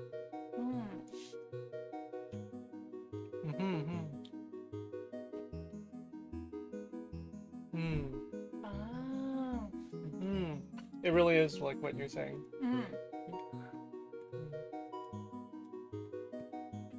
I can't think of any specific examples, but I understand what you're saying as well. It's like repurposing, like maybe this is like a cosmetic slot, and then you use it in order to create like a pet. Yeah, something like that. Nose boop. Yes.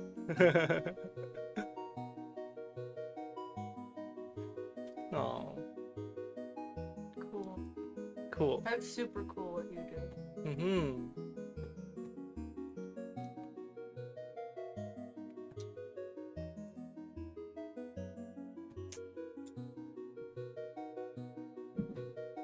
There's some more peanut.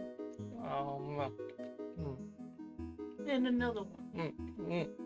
Like, no. And another one. DJ Khaled. I'm sure you're not even aware of the DJ Khaled meme. I am not even, because I am, even among my own generation, I am old. No, you're just uninformed.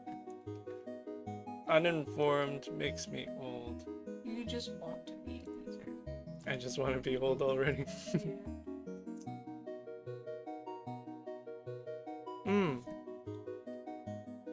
It's honestly surprising that those features are an option in VRChat. Yeah. They didn't need to make it so complex. Yeah, but they've been giving way and opening more features. Yeah, that's. I guess, yeah, once they saw what people were trying to do with the models.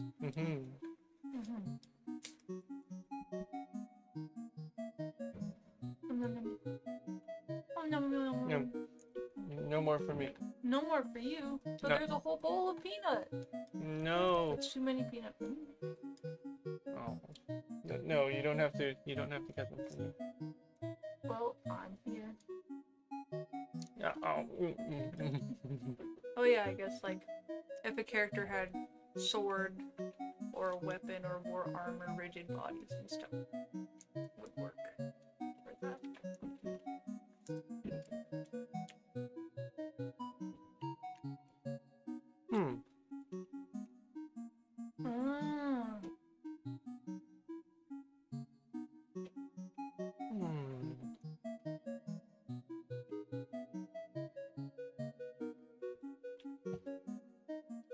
That's such a smart way to do it. Very intelligent. We are speaking to big brain. We are speaking to big brain, from small brains to big brains. We are small brain. Yeah. I'm basically playing Minecraft. Well, the things we make are just isolated to themselves. That's true.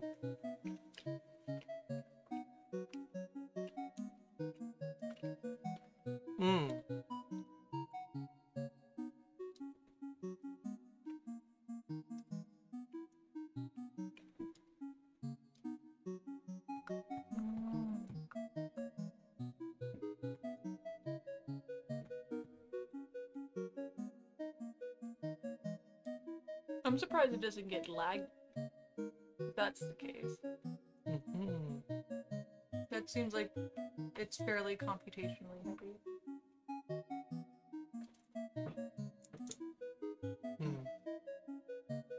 So, is there a bit of, you have to kind of establish your system as a way to do things, and then you have to coordinate with other creators in some way. You have to get, create a protocol almost, Yeah. right? And then creators can bounce off of that and have all of their avatars interact with each other. This is like pioneering work. Oh no, more peanut! How could this happen? I'm hamstering up in here. No. Peanut. I do not desire any more peanut. Okay.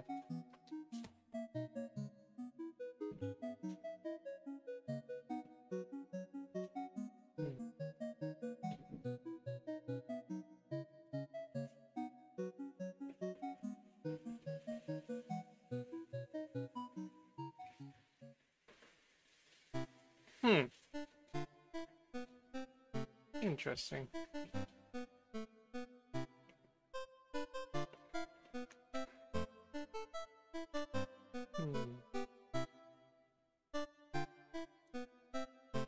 There is a bit of technical terminology here that, and I get the gist of what you're saying.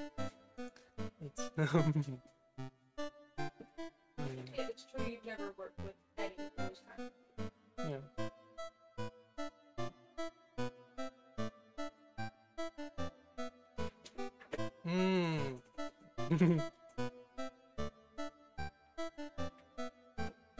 Wow. It's almost like a little, wow, maybe you should see. spaghetti.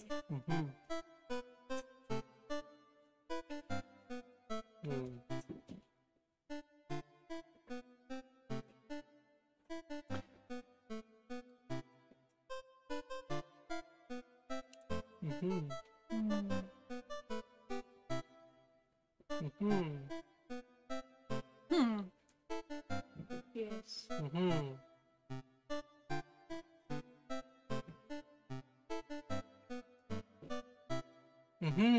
Oh, yeah, that's awesome. This is awesome.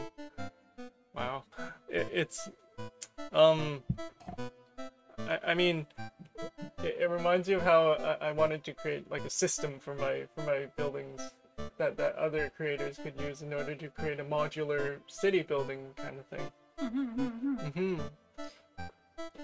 Yeah. I guess it would just take like perfecting the system and just putting it widely out there available. Yeah, getting it adopted by, but And then you could put it on a Patreon. not a Patreon, yeah. Well, Well, a lot of creators do that.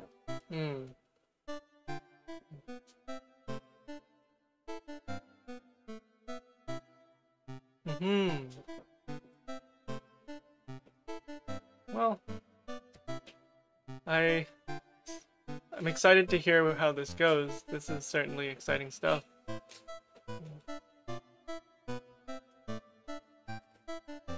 Okay. Well, as this thing catches on and Which inevitably it sounds like. it inevitably will catch on. We're confident, and once it does, people will think of optimization. You know, it's like in terms of innovation, you have disruptive innovation, and then you have incremental innovation.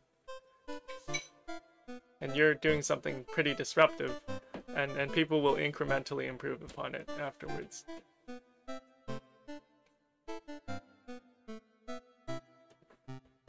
Yeah, you know, I guess there's a little bit of business you have to deal with like that. Trying to create the platform and get it adopted on the one hand, which does require um, offering some things for free, and then there are things that you can monetize afterwards that build upon that platform.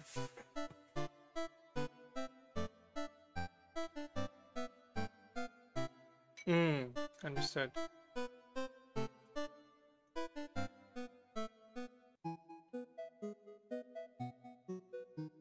Hmm.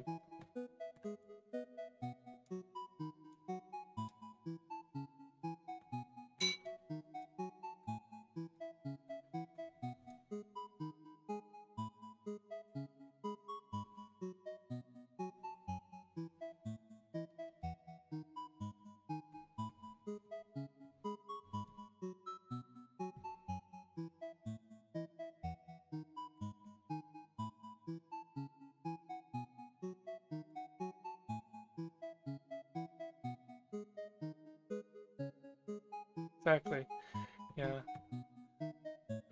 There's the business aspect of it. Yeah. Well, it's a lot of hard work. It is a lot of hard work. Exactly. It seems only fair that you get Compensated. compensated, That's right. especially if other creators apply it to their models that they sell. Yeah. Wow.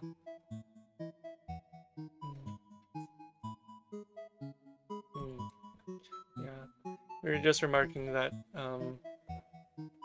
I hope this mic picked up my wife's voice.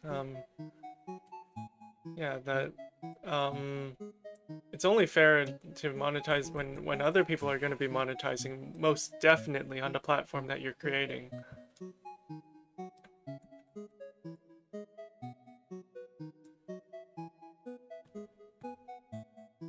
It even be something like for professional / commercial use you charge, but for personal use, it's free. Yeah, maybe it could be a hobbyist. There's a hobbyist tier, and then there's a commercial license.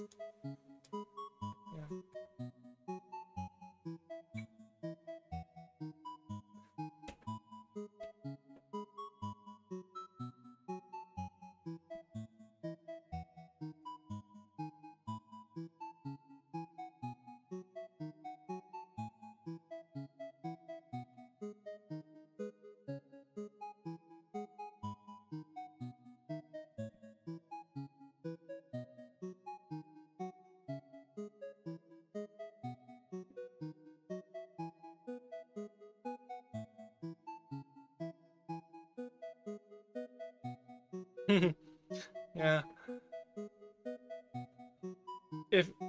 Since it sounds like your idea is taking off, it might be a good idea to come up with a terms of service. You're right.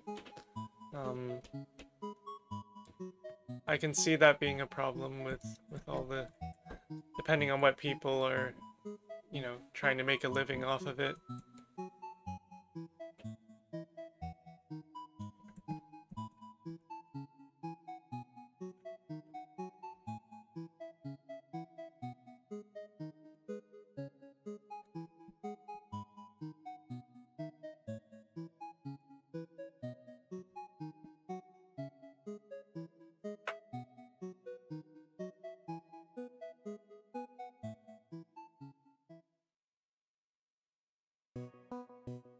Yeah, okay. Yeah. Hmm.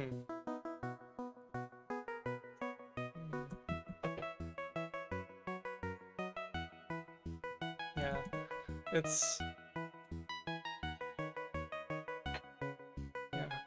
Protecting your intellectual property is important. I guess that's another thing about our generation, that we're not as naive about that. Are we? Or is that even a generalization worth making? It's a generalization. It reminds me of the open source licenses.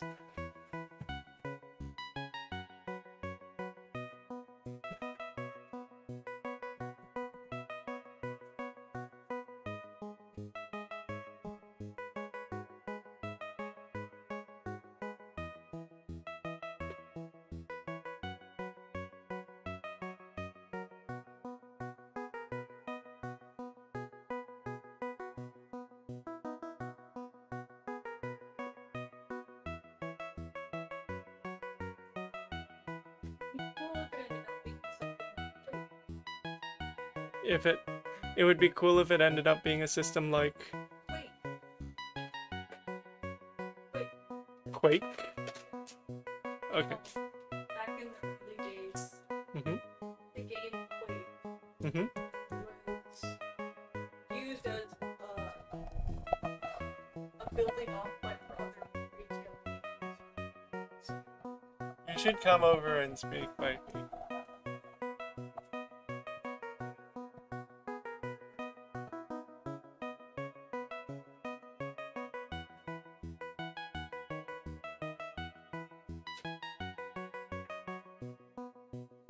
Ah.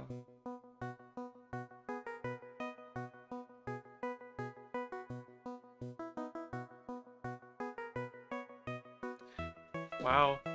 This is what I'm reading is puts you on like genius tier. Jeez.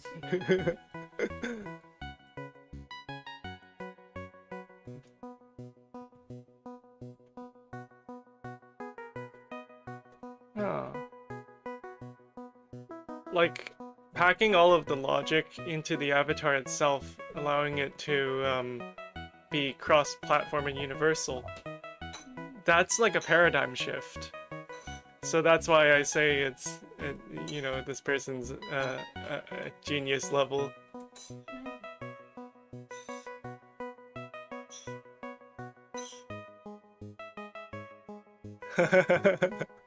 Oh my goodness. I wonder.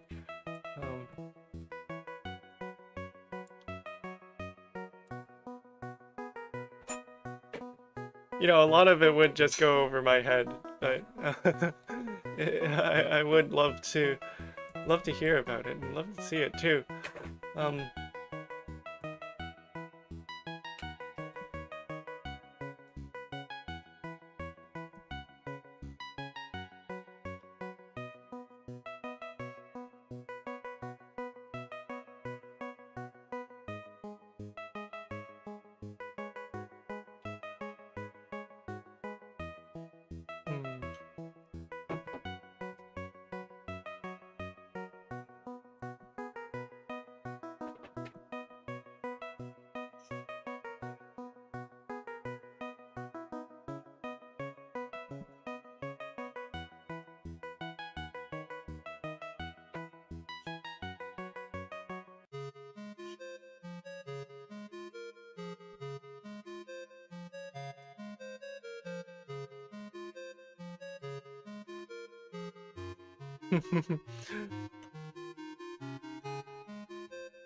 Ah.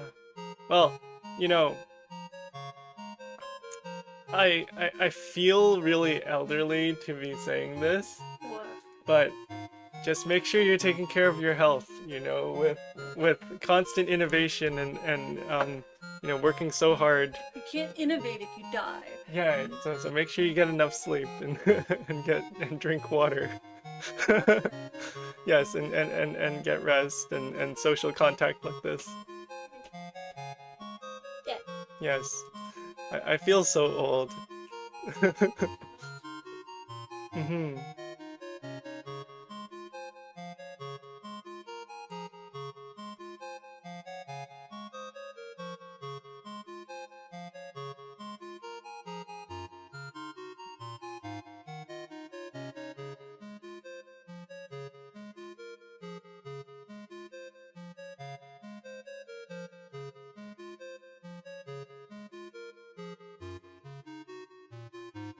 Yeah. Be sure to take care of your health. Hmm. Exactly. That's a little too much innovation. A little too much innovation. Well, just speaking health-wise, um, just make sure you're not pulling too many all-nighters. Even if it's really fun. Yeah. The sentiment is carried over to you as well. Yes, I also work many late nights, but not on projects that have such large impacts.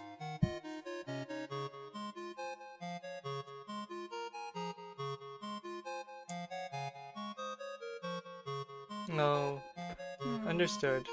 Well, Yeah, totally understandable. mm-hmm. Likewise as well. Yeah. Yeah. Poor Wifey. For this guy too. Yeah. Life sucks sometimes. Hmm.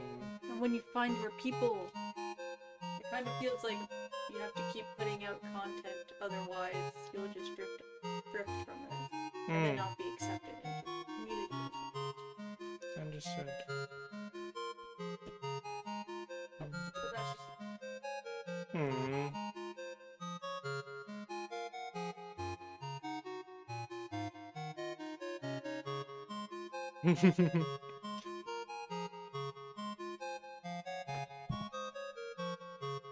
Wow. Well, I understand. Well, I haven't reached that level of accomplishment in anything in my life. You know, there's a bit of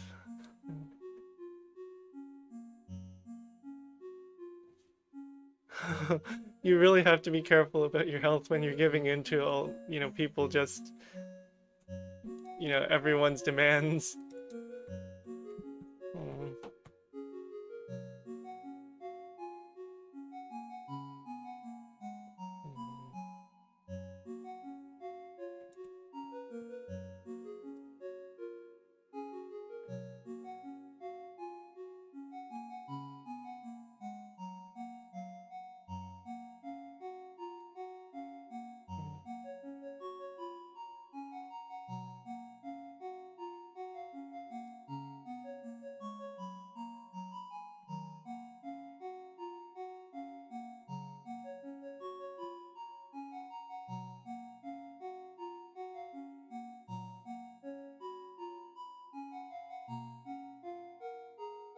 I completely understand that feeling.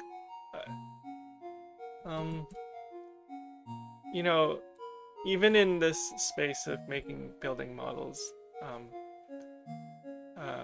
I feel a bit of pride in that my models are probably pretty detailed compared to some of my competitors, and I do feel that that feeling as well. To I want to keep going with it. Yeah. Yeah. Just be careful. There's always, you can always come back and chat.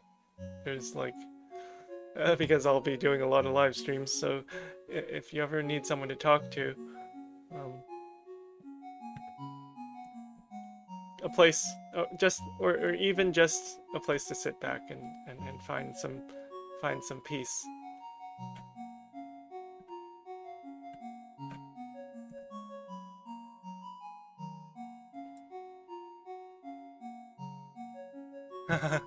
Thank you. In terms of the 3D printing space as well, I try to be producing something that's, unlike what most people can find, especially at that price point. There are most definitely detailed models. Yeah, and yes, we are here for you.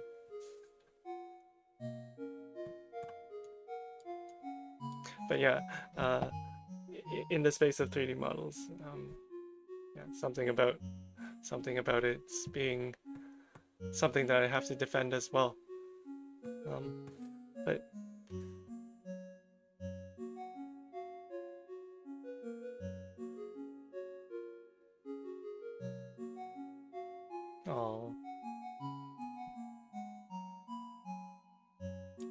I'm very happy as well that we made a new friend today. Hey, wifey?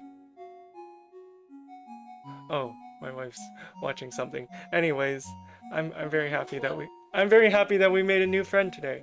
Me too. Yes, her too.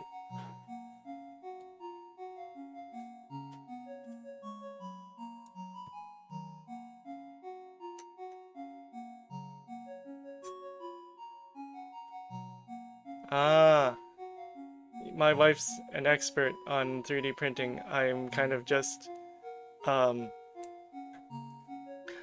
my wife got into 3D printing in like 2012. No, she was well, anyways, close enough. Way back when everything was, things weren't just handed over to you on a platter. But I only started 3D printing a few years ago. Um, oh, yeah. I only started 3D printing when things got really easy. Everything's like a plug-in PC now for me. So, um, but yeah, uh, we need to take care of ourselves, and we need to look out for each other. The world's a harsh place.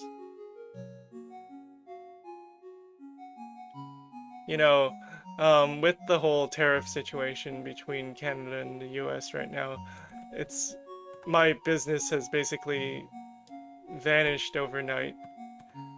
And it's like a reverse blessing and curse kind of thing, because I have a lot more time to relax because I know I'm not going to get sales. But at the same time, I'm not getting sales. It's like that with my wife too, a little bit. Yeah, 100. Um, but at the same time, fortunately, I have my day job. Yeah.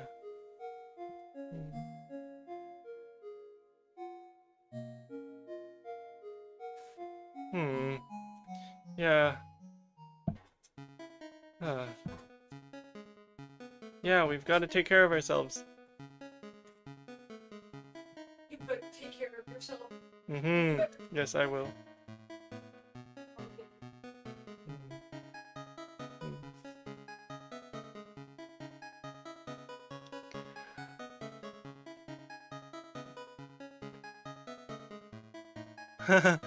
Yeah, well, tariffs. The worst part was when the president um, took down the minimum order uh, threshold. There used to exist a clause called the de minimis that allowed you to ship ship anything under $800 without having to account for tariffs at all, regardless of whether it was applicable or not. And then when the president took that down, took that away, it kind of overnight it spelt disaster for our businesses.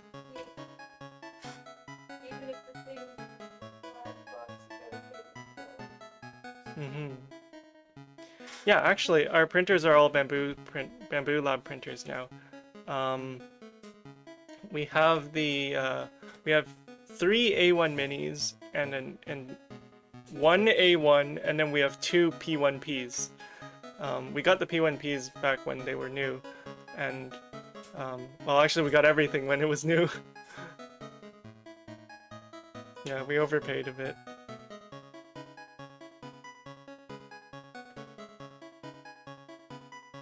Yeah, they removed it, and also I too like to live in a little bubble, so it's fine.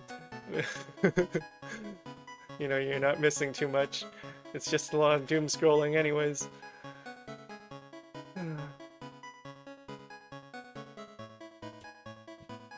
I would be happier if I didn't read the news. It's...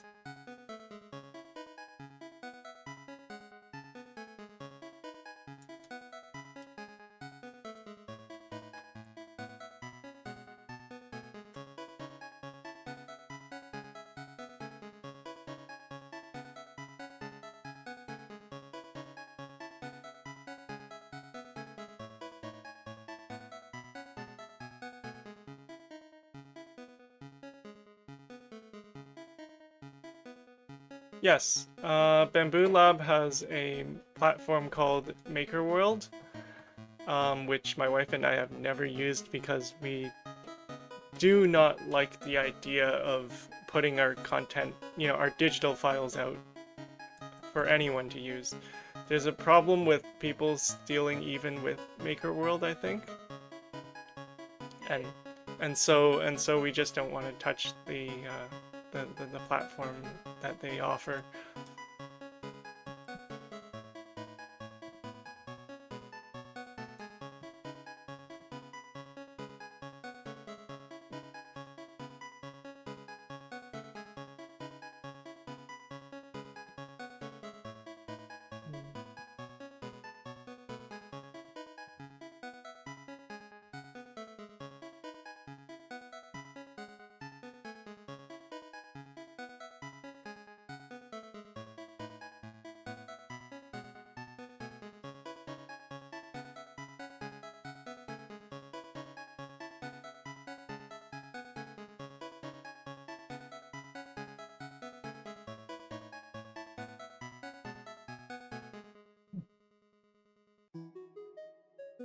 Hmm.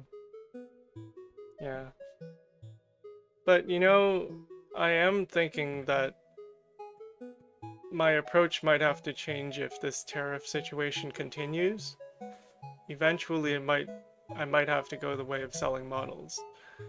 If only because, I'm losing out on potential business if the tariffs just make business impossible.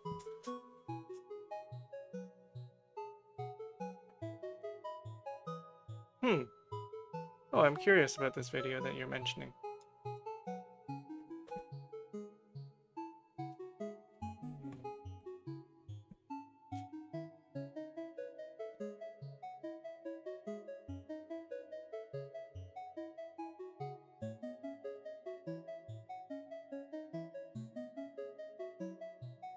Yeah, exactly.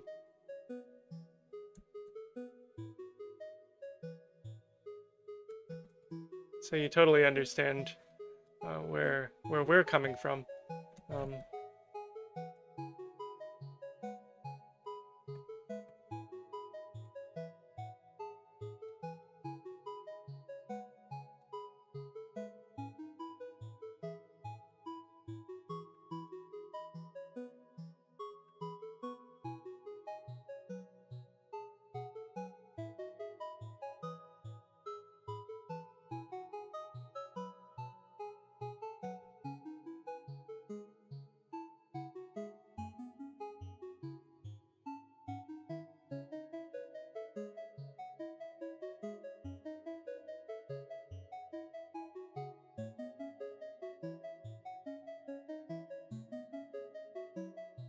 oh, I was under the impression that this 3D printed dragon that all the cheap 3D booths are selling.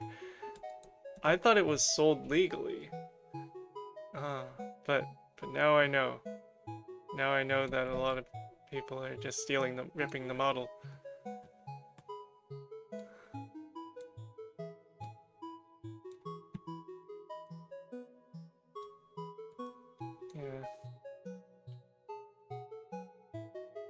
Yeah.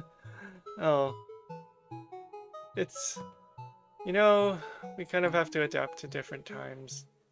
Um, Fortunately, I still have my day job, so I don't have to worry too much about what is essentially a passion project that makes me a bit of money on the side. Yeah, understood.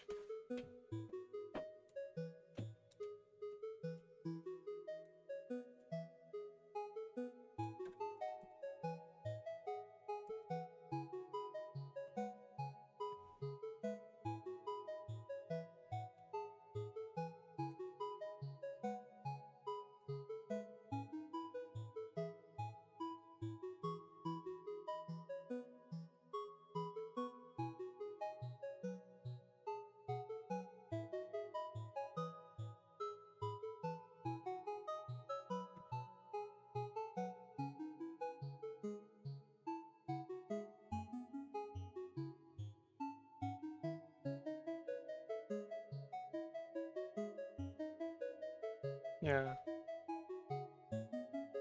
Hmm. I guess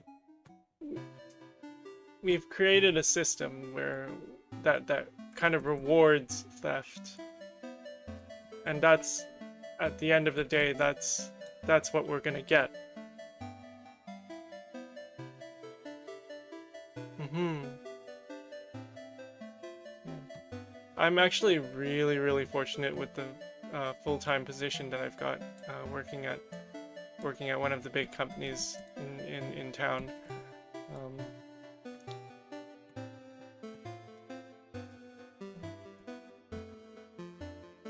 I work a corporate job for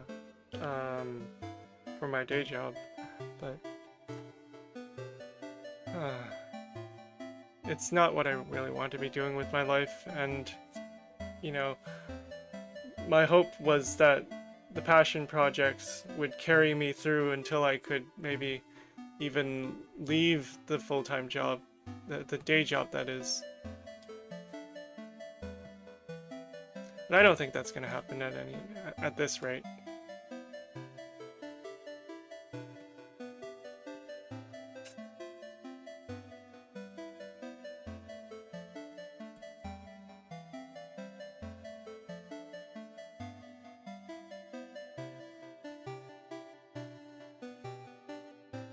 Hmm.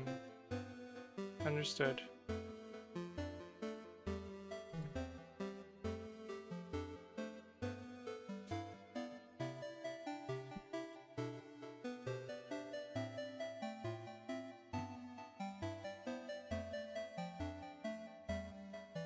Yeah.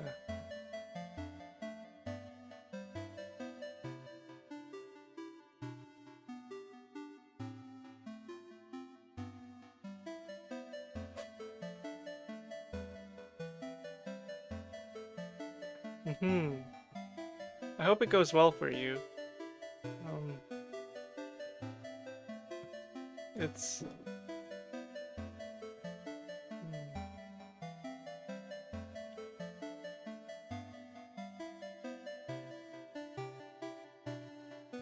Hmm. It offers the hope of an escape from the circumstances that we were born into.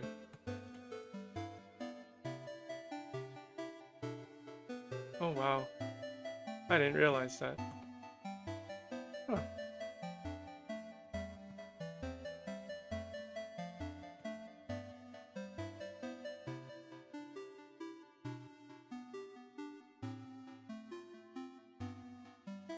Well, we're rooting for you.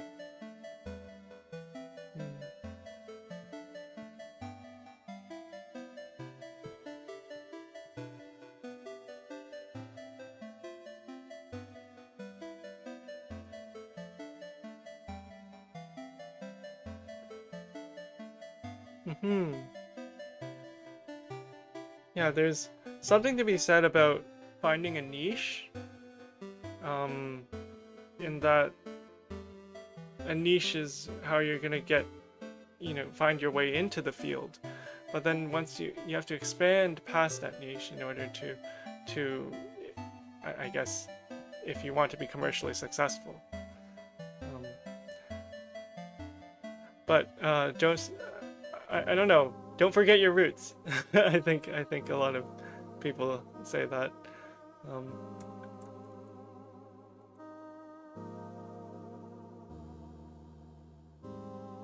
exactly. I believe in that a lot as well. You know, whatever happens, it's about what we can do.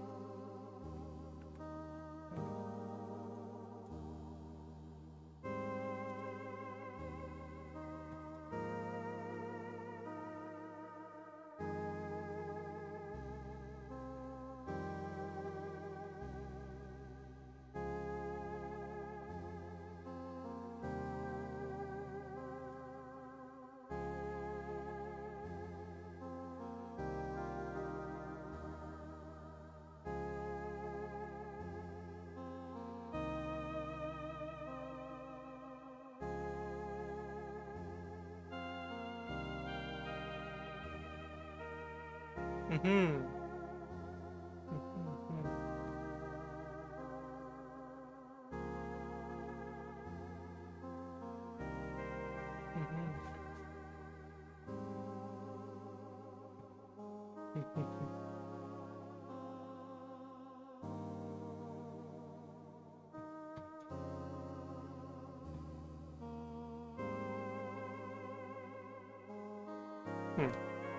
Ah, I guess I'm moving back into the center now.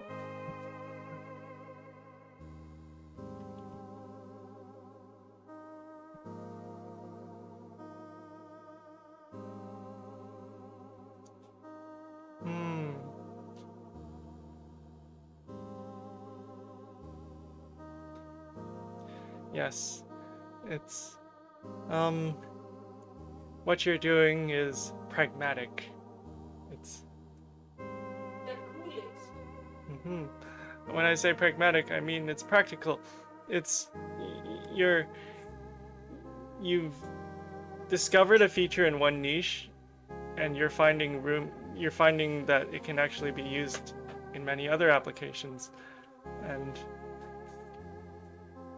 that niche already gave you a bit of an upper hand in discovering those features.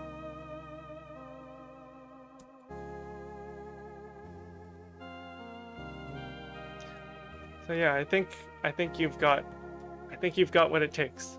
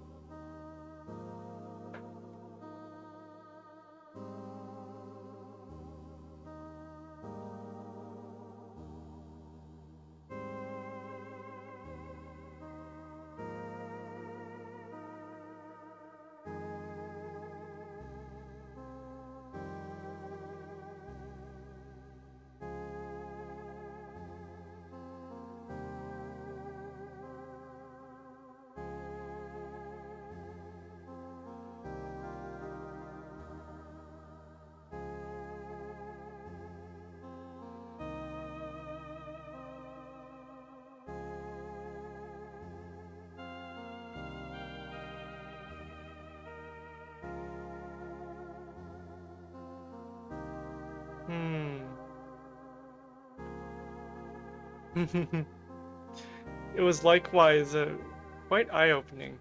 Our conversation,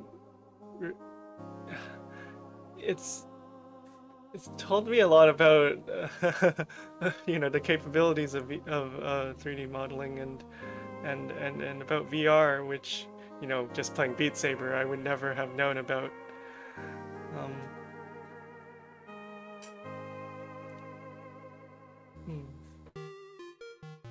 Yeah. That was a really good conversation, and it's this type of conversation that really makes I guess this whole live streaming adventure really worth it.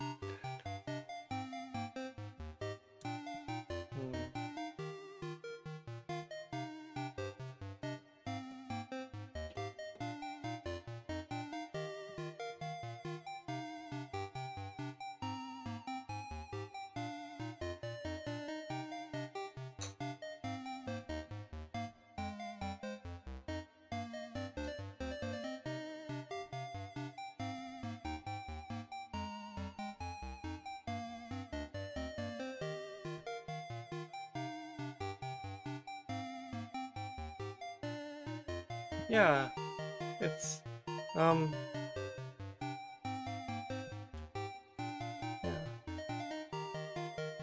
There is a whole different method and workflow around it. Because my wife and we specialize in more I guess you could call it cosmetic content. The buildings aren't functional, nor are most of the figures and models that my wife makes. And so understandable that you would overlook them if you were more focused on the functional side of modeling.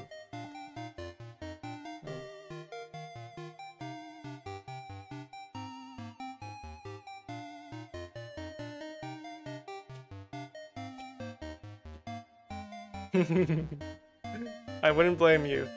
You know, if voxels were, if it were possible to get any higher resolution, I would be working at an even higher resolution with my voxel models. They offer a... The thing about voxels is that... Huh. Thank you.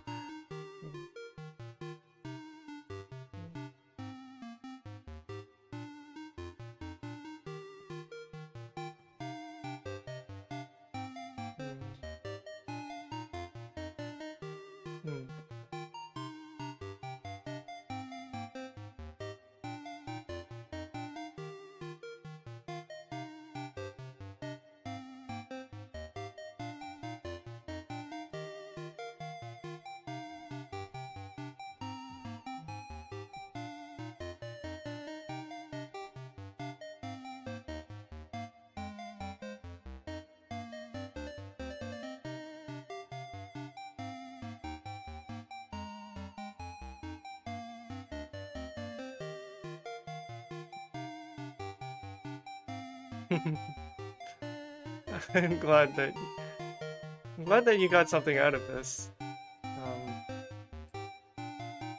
And yeah, if ever you're looking for something like this, you know where to find me.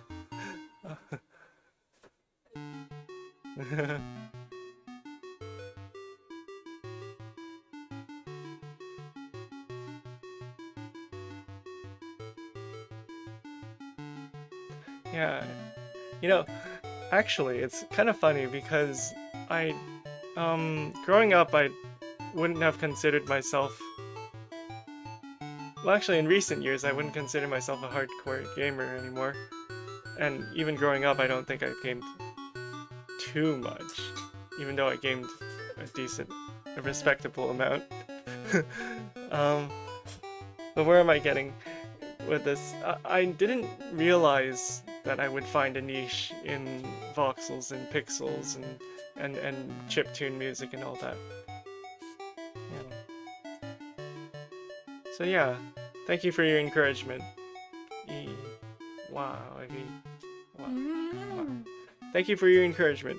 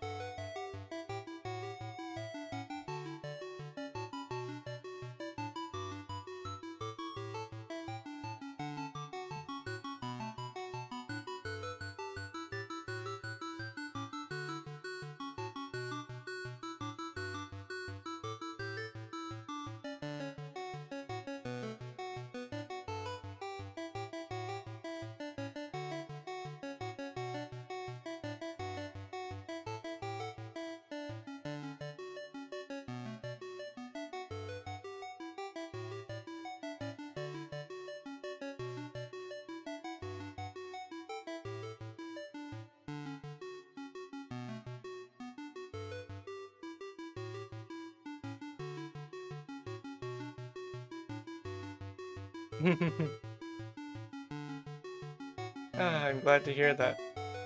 Okay. Well then, I know I'm headed in the right direction with this.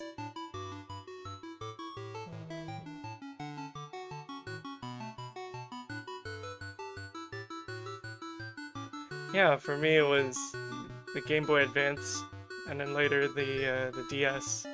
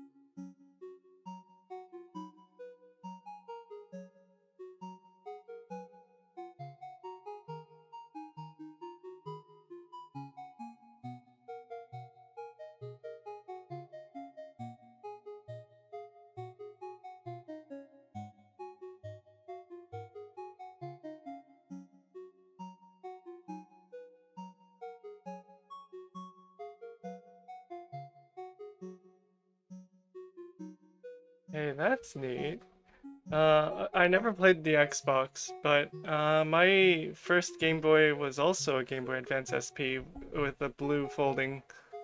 Actually, um, I'm gonna go off camera for just a moment in order to grab it. Uh, just excuse me for a moment.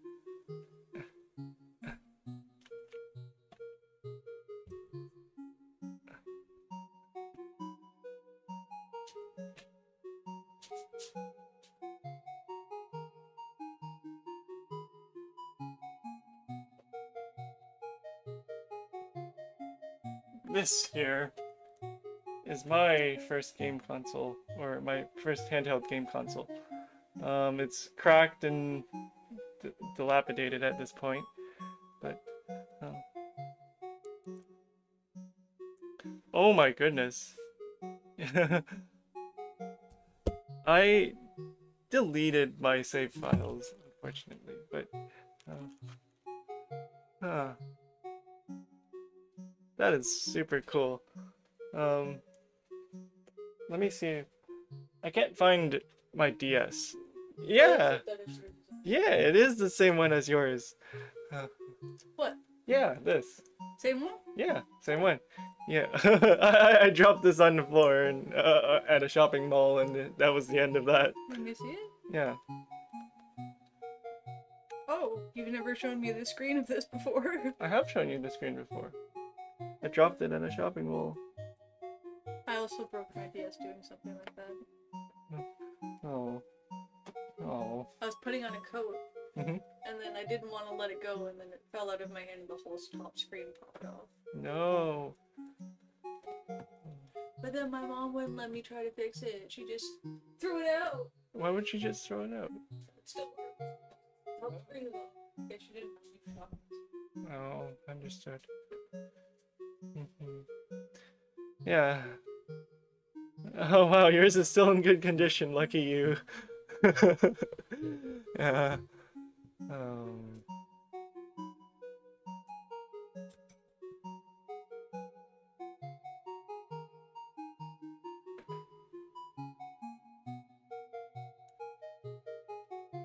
Yeah, lots of good memories.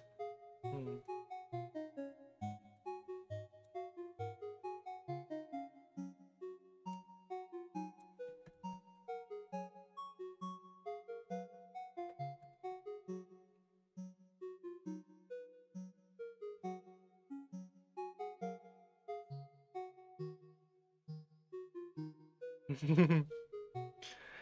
We, whenever my parents or grandparents brought us out, you know, they would let us bring the game consoles along.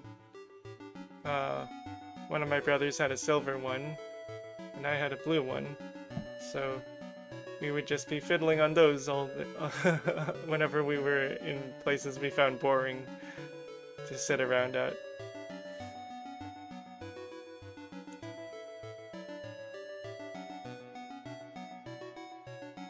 Yeah. You know, with the whole Fruitiger Arrow aesthetic, uh, with the early 2010s and all that, and the Wii era, I really feel that sentence that you're saying, you know, that you never know when you're in the good old days until they're already over. You know, that's why people are nostalgic about the 2010s.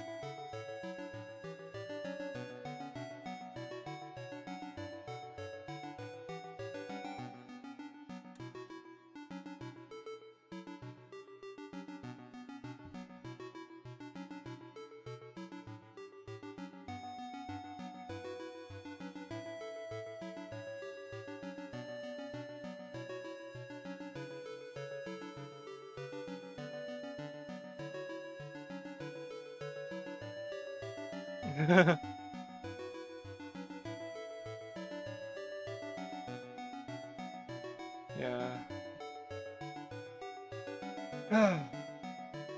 You know, it's a common conversation topic is that, well, the Gen Alpha kids are growing up now, and I think we're already on to the next generation with the generation beta kids or whatever they're gonna be called. You know, even every generation has its time in the spotlight.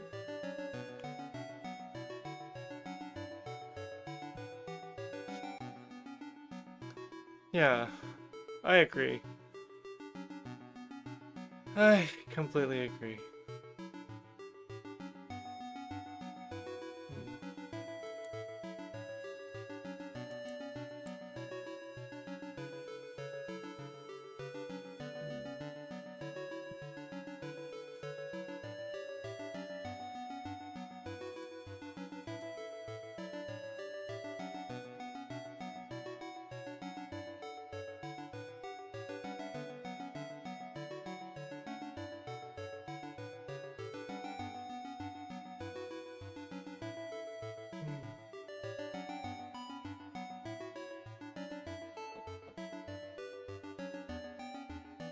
Mm-hmm.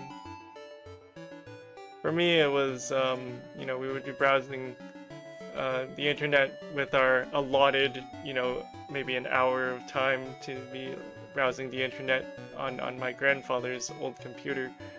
Um,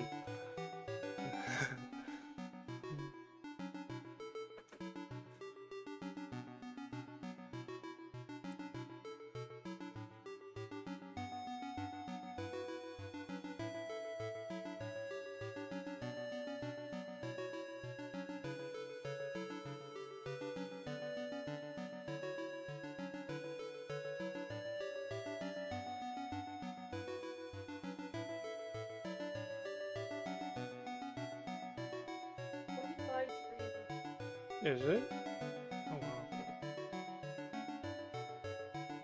I'm dying. My light is So, it's a problem when it's too hot. It's a problem when it's too cold. in. That tends to be the temperature one. That's right.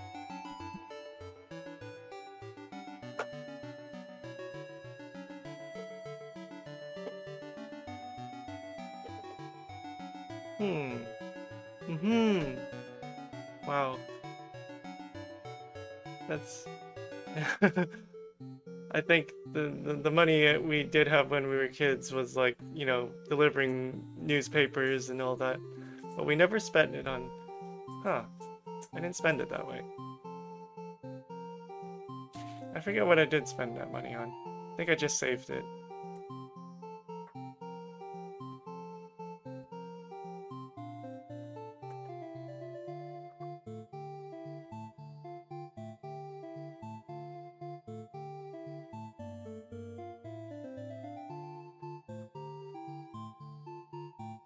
Hmm.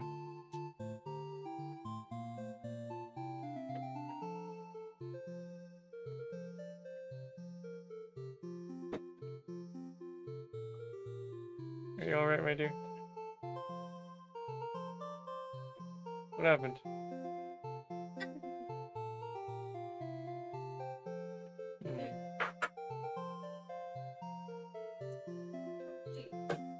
Totally okay.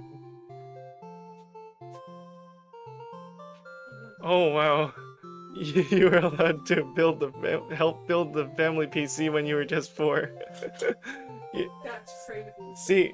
See, that's what I'm saying. This person that we're speaking to is like a genius. We're speaking to a child prodigy here. That has very trusting parents. Yes.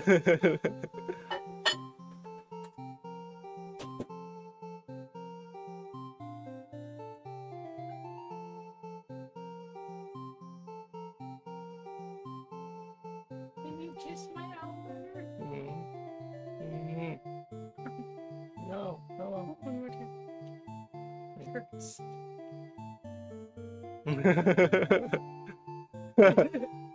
No, it is nothing less. You are a child. Giga brain.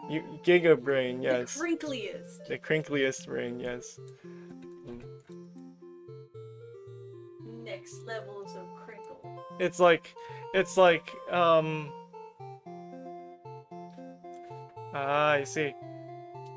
But You're like one of those origin stories, you know, um, When I was young, I built my first computer. yeah, no, it's like Notch or I guess Bill Gates Were they child prodigies? well, they like to talk about how they started young, That's. right? Yeah, But that's not cringy. it is not cringy, but it is cool.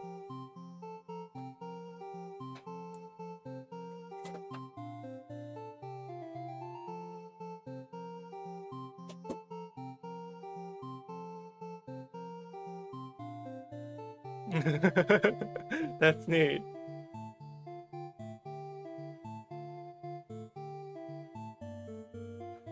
Well, you knew enough to put that together. You, Yeah, exactly. Even if it was never complete, it still takes knowledge to put it together. hmm It's cool. It is cool.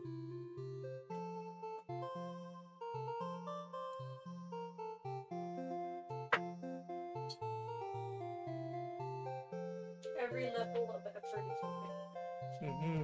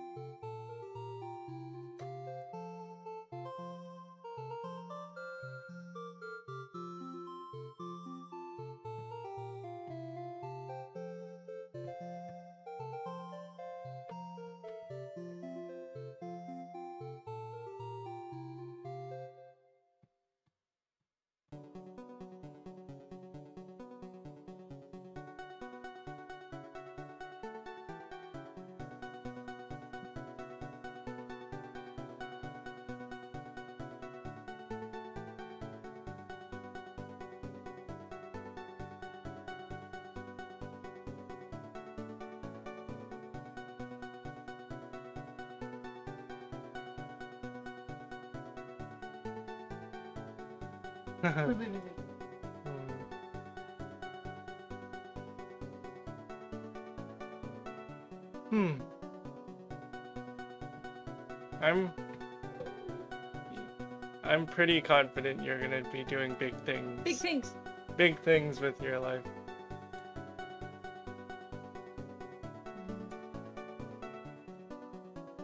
Yes. Expanding knowledge. The brain gets bigger.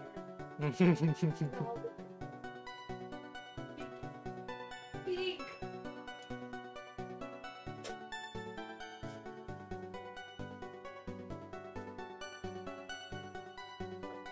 Oh my goodness, you didn't sleep last night. Okay, No. you can, rest assured I'm like streaming pretty often, as you'll find out. Most of the time I'm just making music by myself, but, there's always next time. You should get some sleep, because if you didn't sleep at all last night, that's not good. You've been awake for about 41 hours. This is bad. Get to sleep. Go to sleep, please. Please go to sleep. Wow, you are surprisingly what's the word? Lucid for 41 hours without sleep. Yeah, I do lots of music making streams. Yeah.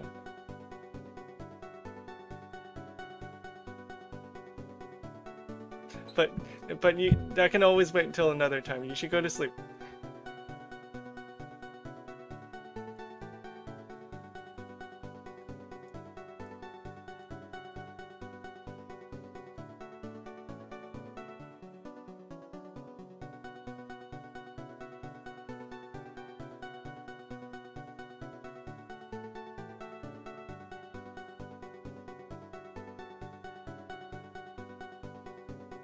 This is you should no.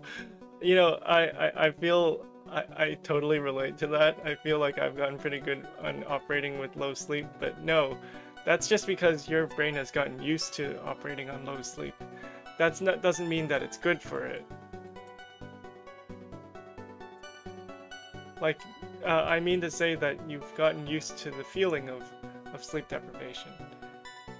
but that does not mean that you've learned, you've adapted, and that you can function at 100% when you're sleep deprived. So please go get some sleep. Strongly Yes, we strongly encourage you to get some sleep.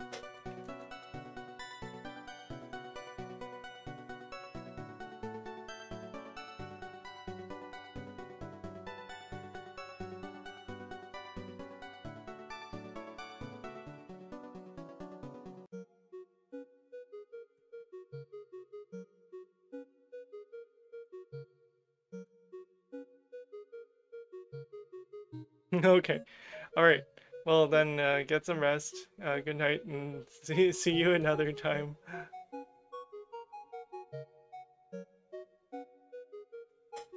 All right. Good night, and yeah, good night from my wife as well. And and and thank you. Keep up the great work as well on your end. Keep us apprised. Let us know how things are going.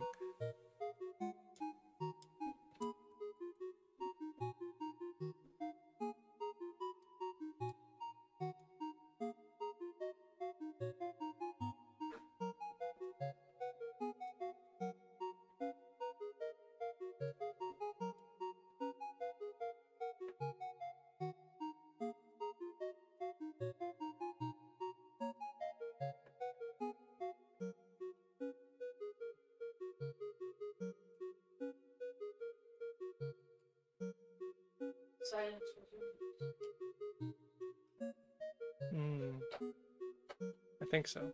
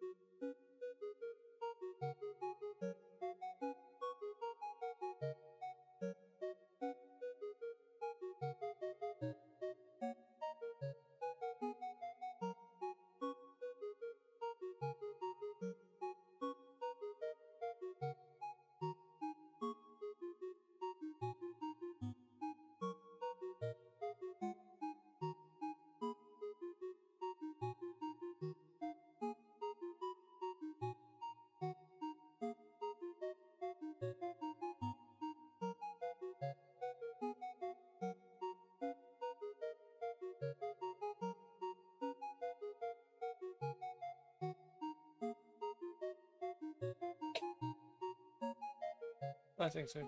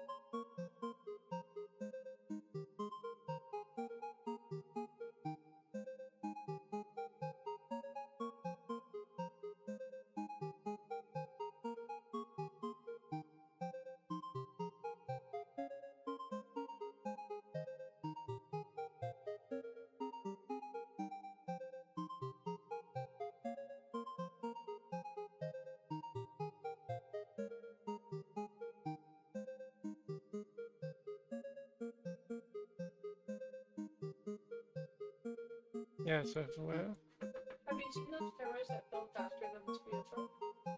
seen those what? Cameras that film faster than the speed of light? Really? Like in a matter of nanoseconds? Well, no, I have not. That's Light moves 6 inches. that is amazing. I would love to see that.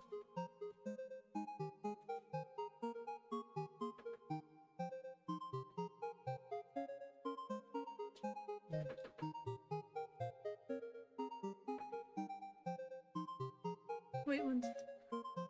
Wait for it. Long exposure photo. Mm-hmm.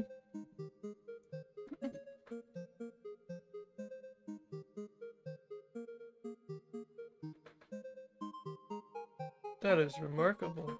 Mm-hmm.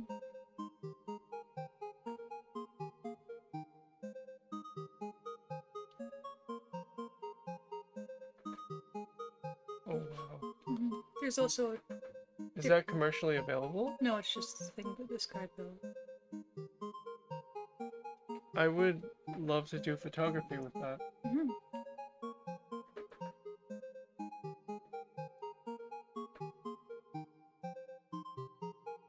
Faster than light photography. That is intriguing. Mm-hmm. Mm-hmm. Mm-hmm. Well, my stream is nearing well, it's past 4.5 hours, so I think I should call it a wrap. Probably. There is that chicken after all. Yes, there is that chicken that needs to be baked. It's gonna go funny if we don't do this. And I will stare at you very closely.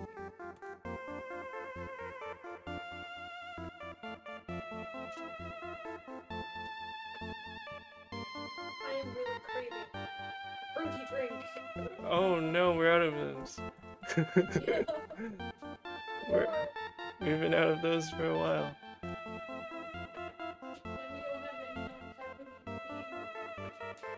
No.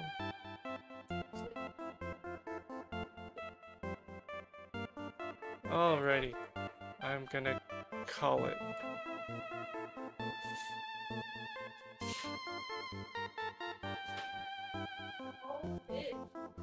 Mm-hmm. Oh dear, what did I just do there? Yeah, okay. I almost deleted my model. I almost deleted my model is what I said. Yes.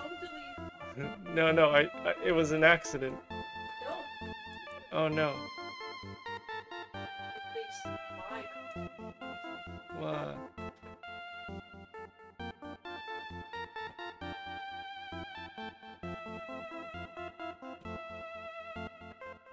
I mean, it was harmless, but if I had, like...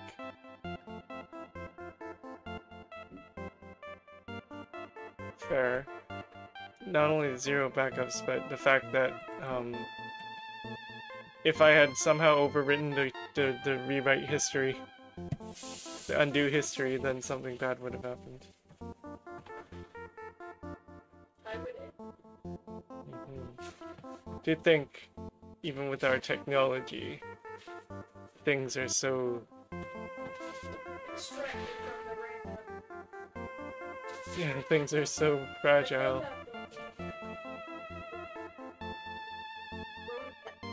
Mhm. And then it deleted itself. Mhm. So I went into my random. Wifey is also child prodigy. No. I just didn't want to refresh. Child prodigy. Wow. Look at me, surrounded by smart people. You know, there's a saying, I think, if that is misattributed to Confucius or something. If you're the smartest person in the room, then you're in the wrong room. I love that I'm surrounded by smart people. As am I. Okay, alright, well, I'm going to end this stream now. And it happened. Goodbye to no one at this moment. Well, Farewell, people of the future. people of the future. I'd say we made some pretty good progress today. I finished 2 buildings. Like, totally finished 2 buildings. Yeah, and I'm working on the 3rd. Of course it's a set, so it has to be all made before I can fully enjoy the fruits of my labor. And of course, the roof does look a little sparse right now, but I will work on that in later iterations. And with that, I shall conclude this live stream, so a good night to all Of the future. of the future.